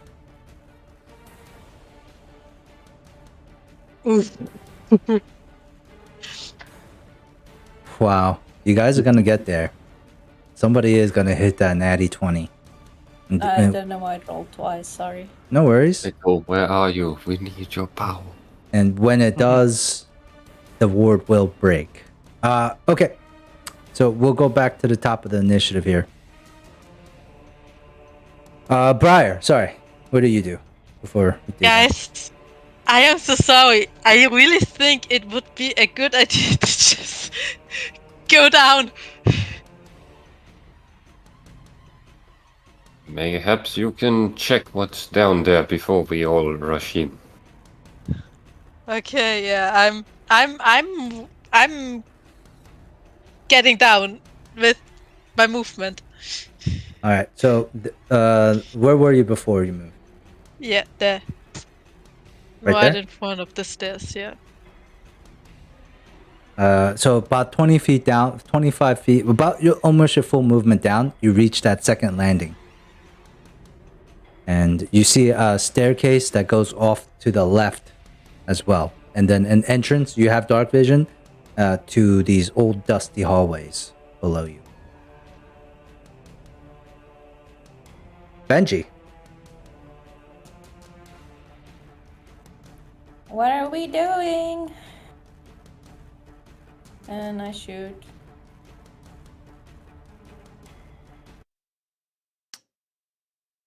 Okay. Let me get an attack roll. That hits. Okay. Oh, is that one? 6 So piercing. that's 6 points of damage. That is gonna do it. Wait, I do have to look up one more thing real quick. Make sure that that's above board. Can't believe there's like different types of the same feat. It's crazy. All right. So when it says something B, like feet plus B, what does that mean? V plus B, you're gonna have to give me some context. Yeah, I'll just look it up.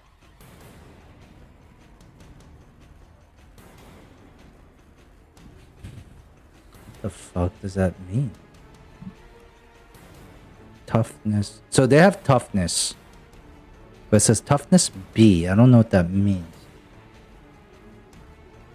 Oh, like a resistance to bashing or Bludgeoning? bludgeoning or whatever.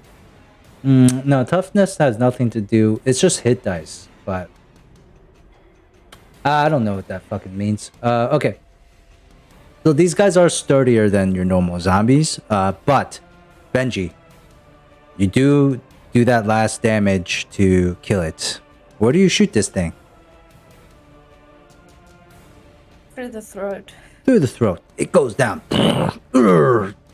Blood.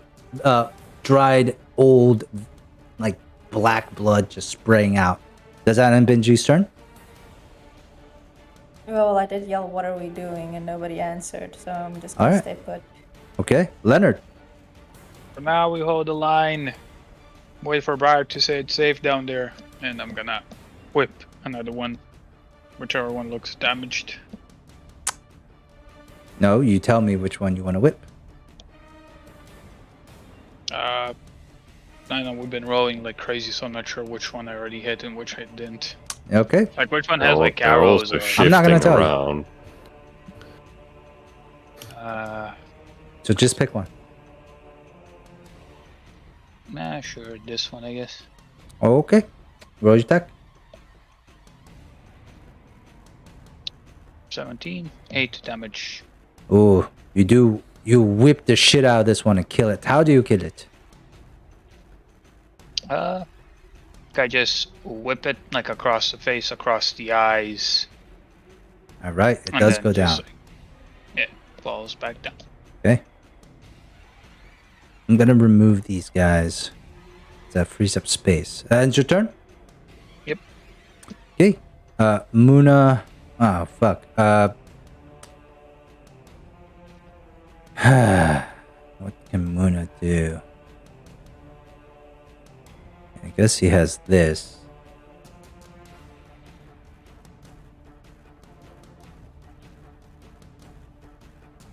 Yeah, he's just gonna bolt of acid. Bam! Oh wait. That would be using another spell slot there. He's just gonna acid splash one of them. They take damage. Okay. That's require a ranged attack roll.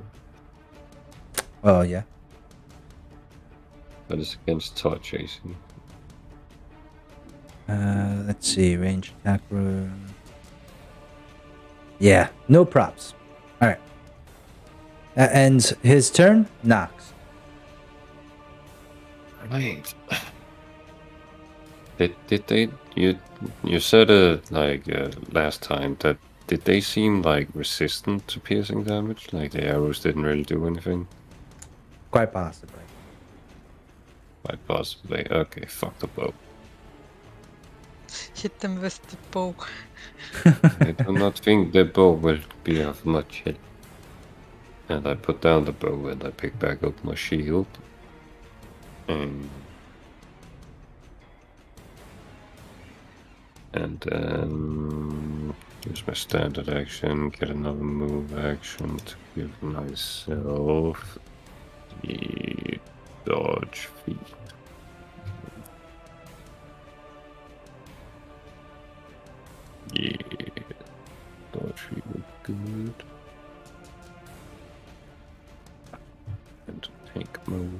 And that's it for me.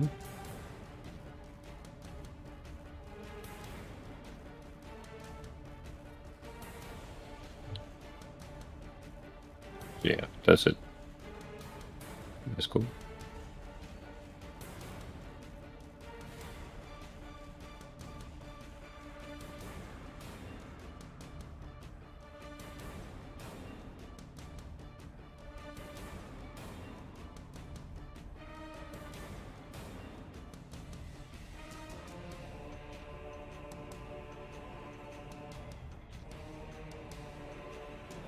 Oh. Oh, sorry. 5-foot step. I was muted. Like they're zombies. Do they have like the intellect to do like? It's not about the intellect. It's more about they don't need to move more than 5 yeah, feet. they don't need to move pretty more than fair. that's why they're doing that. This guy still gets up from being prone, right? Let's roll for it. He is trampled and dies. Nice. From the other zombie. Okay. I need all 4 of you to roll a d20 again. Nat 20 is not good. Yeah, my 18s. Okay, let me get another d20 from all of you. Oh, that was close. We're just edging it. You're edging. All right. So they're continuing to pound against the wall here. This one's just move right here. At this point, I need all of you to roll me, let's say D4. All right. So 2 come from the bottom. 1 comes from the left. 3 comes from the right. D4 you said? Yeah. 2. Oh, they're just gonna keep coming. I feel like Cal's Yeah. trying to tell us something that we should Alright. just go down the stairs. Yep. Down the stairs, everybody. Go I ahead. am starting to get that signal. No, you guys could fight your way out of this. I swear to God, that is always an opportunity to do that. I never want to pigeonhole We to do just anything. won. You guys definitely can do some shit where you get out of this. However Yes. way you I can pull do out my magical grenades. it. Sure. I mean, we could potentially break down the back wall and just run away. You know Could do what? that. You know what? Fireball. You could. Sure. Is there a window? Muna is holding grease just for this opportunity. Like, so if you guys want, he can cause grease right in front of the entrance and light these motherfuckers up. I don't mean, know we how you're could gonna get the just fire. farm them for XP, you know? Everyone we kill, we get more XP, right? Possible, quite possible. I know, this is an XP farm. It definitely can be. All right. So that ends the zombie's turn. We go to Briar. Briar, you continue to move down. Yeah, I you just continue to went move down. It's like a Minecraft zombie spawner. And you I set up, they can't reach you, and you just pound at them. Until they can. I mean, it's possible. You only have a 5% chance each time you guys roll. So, be honest. I don't have it. You know, it's definitely possible. Right, Nina, I'm gonna move you down to by yourself to a new map. I just sprint down walls. You know what's fucked is that I can't bring Nina. I will make a deal with the devil if I have to get us out. You just want to make a deal with the devil, don't you? Kind of. Sell my soul. Man, I'm already you there. watch too much Aspen Hotel. Jesus Christ. That reminds me, I saw a cartoon animation, something F-Freak something, as the Well, at least like the Beetlejuice, like voice actor, singer in it. Maybe like others too from the musical. Nina, you see the new map that you're in? Yeah. Okay, good. There's an issue now because I can't get to it. Now I can get to it. All right. So you spent 30 feet of your movement to get down to this specific area. You have another 30 feet of movement. Yeah, with sprint. It is dark down here, though. You do have night vision. All right. God, As you make your way down the steps, you see shelves, a desk, thick layers of dust everywhere. I guess that's where the laboratory was. So I guess I see that door. Yeah. So I just try to. Well, you need 30 feet of movement, so. Yeah, I can't reach it. Yeah. All right. I also only see like the stuff right next to me, kinda. Everything behind me. Oh, I can only see where I'm. Oh, that's cool. So I can't see behind me. I can only see forward. That's cool. Benji, it is now your turn again. The top of the initiative. Yeah, decision was made. I will turn around. 20. And then 25. So I'm heading down the stairs. You can use your action, standard action. That's true. And if you do that, I will do that. Say that you're going to get right at the... Right enough. What the heck was that? And here is Benji. Yay. Oh my goodness. You have low light vision? Yeah. Dark vision. Low light vision. There is no real option for low light vision here, so what I'm gonna do is for Briar, you're not gonna have your 60 foot, you're gonna have only 10 feet. Okay. So you see much okay, 15. We'll do 15. I think that's fair. Okay. So Benji, that's your turn? Mm-hmm. Muna, Leonard, you're next. Muna afterwards. Alright. I will move. Do any of these zombies look hurt? You want to kill one on the way out? Yes. Some of them do. I'm not try again. I'm not going to tell you which one, motherfucker. I don't have eyes like Leonard has eyes in game. Which one has like arrows sticking out of his eyes? You know the one arrows really don't do much, so it doesn't matter. No, but it signal who we attack. Sure, this one. Sure. I will whip that one. Does not hit. Actually, it's 11. Well, no, I'm sorry, 10. Does not hit. Actually, and you're outside the range of Briar as well. Yeah. Yeah, I guess I also didn't renew it. Oh, you didn't? Okay, sure. Yeah. 5, 10, 15, 20. So 25, I think that's my movement. Movement. Okay, let's speed this up. And Nox, are you going to do anything on your turn, or are you going to move? I will take a full round action to run. Okay. All right. I'm going to run 120 feet down the stairs. Jesus, how do you run so fast? Because I took a full round action to run. Okay. I did not know that was the thing that you do. But I can only do it in a straight line, though, so whenever I come to a wall, I'm gonna have to stop. Okay. Sure. You went through the wall.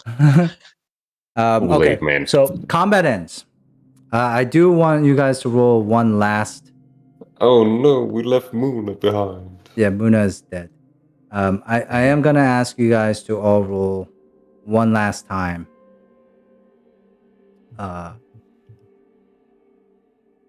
Shit. Sorry.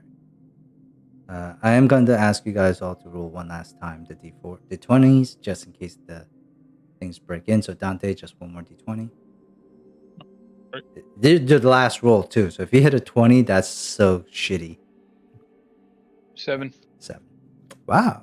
Well, it's impenetrable. It's a good fucking enchantment. It's a fucking good enchantment, eh? Shit. Thing doesn't break. All right. Okay. And you all find yourself in the landing room here, Benji. Right on the tail of Briar.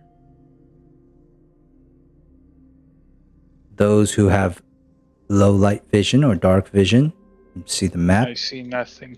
And those who do not. I mean, I see some light here. Do not. You know what? I cast dancing lights. Dancing light? I was just going to take out a torch. Look on your character sheets. You have both dancing lights and torches, and you can move those around. You have to put them down, so then you can control them. Yeah, I'll light myself a little torch that I can keep. Sure. Just on this. Now the light should. Now you guys should be. I can't. I can only see in front of myself. Yeah, you can't see behind yourself. Yeah. Well. Yes. The sounds. Having the torch on my token is causing issues. Yeah, it has to be in front of you, or else you're not going to be able to see well. The lighting is fine. It's when I try and move my token around. That's because I'm moving. I see. I'm turning like both of them, and then it snaps to the grid weirdly. I don't think I can open the door. Can you just make me bright instead? No. Okay, I guess I'll just deal with this, and I'll clip through the walls on accident. Oh, you clipping through walls? Everything that you've hidden. Are you clipping through walls? Let me know. I am going to clip through. See, if I go next to the wall here, I'll kind of spin around a little bit. Right. Eventually, I'll end up outside of it, or like now I'm stuck in the wall. Well, then don't do that. Well, I'm saying this is going to happen if I go into like a small corridor. All right. What is the torch? It's a bright light. Torch is like 15 feet? 20 feet bright light, 20 feet dim light. All right, you only get the 20 feet bright light. Damn. Oh well. Okay. Can't open the door. It is locked. Well, I gotta say, it's getting really late. Yes. So I think. Yeah. So as you make your way down to the steps of this dusty, ancient library, I think we can say that we'll end the session with all of you just taking in this. It just seems very old and abandoned and deserted. And you take in like this musty smell. And knowing what awaits you upstairs, you guys steel yourself for what's ahead. And we will end the session there. Thank you all for playing. Thanks for DMing. I honestly did not know. I thought we would actually get much closer, but all good. Didn't know it was going to take so long. But I guess it's just like running combat always kind of takes long. What are all of your guys' experience with like combat in other games and stuff? Like, do you guys generally it always takes long. It always takes long? So, I'm not doing anything wrong or anything, right? It's just like no. Okay. Not at all. Then just it kind of- depends on the. It just really depends on the If systems. anything, in other games I've had way slower combats, so Right. Okay, gotcha. Hey, Mickle. Way to come in at the very end. Well, ready to come in now. I'm gonna leave. Good night. good Nice. night. Good night. Replace the Dane with another Dane. Yeah, One I fall also more. really have to head out. Good night as well, Ane. Good night. Well- Thank you for playing. Have fun. Hi and bye all. Sorry, Mickle. It's all good. It's late. It's 11:20. Good night. So, real quick for you, Mickle, they're in this hidden secret. You know why it took so long? Because of the puzzle. That's what it was. It was the puzzle. I said from the start there has to be a secret room downstairs. All right, let me just give you a quick recap of what Muna did. He used detect magic and the temple above you guys. Crystal thing. Well, there was a crystal thing, and that was enchanted. And then he detected like a really serious, strong, evil presence below you guys, like seriously strong. Then the group gets hunkers down. Like they fought the skeleton. They solved the clues in there. The hidden door opened up. But so did like this crazy like zombie skeleton combo thing that came out. Attacked the group. Mm-hmm. Yeah, like pretty much everyone ran out of spells except for Muna, because I guess I was metagaming it, but I always figured like an experienced player always saves spells instead of taps out completely on the first combat. Yeah. Like, so I was just like, that's how I would, play, right? If I was like fighting, I'm not going to just like go all in the first one.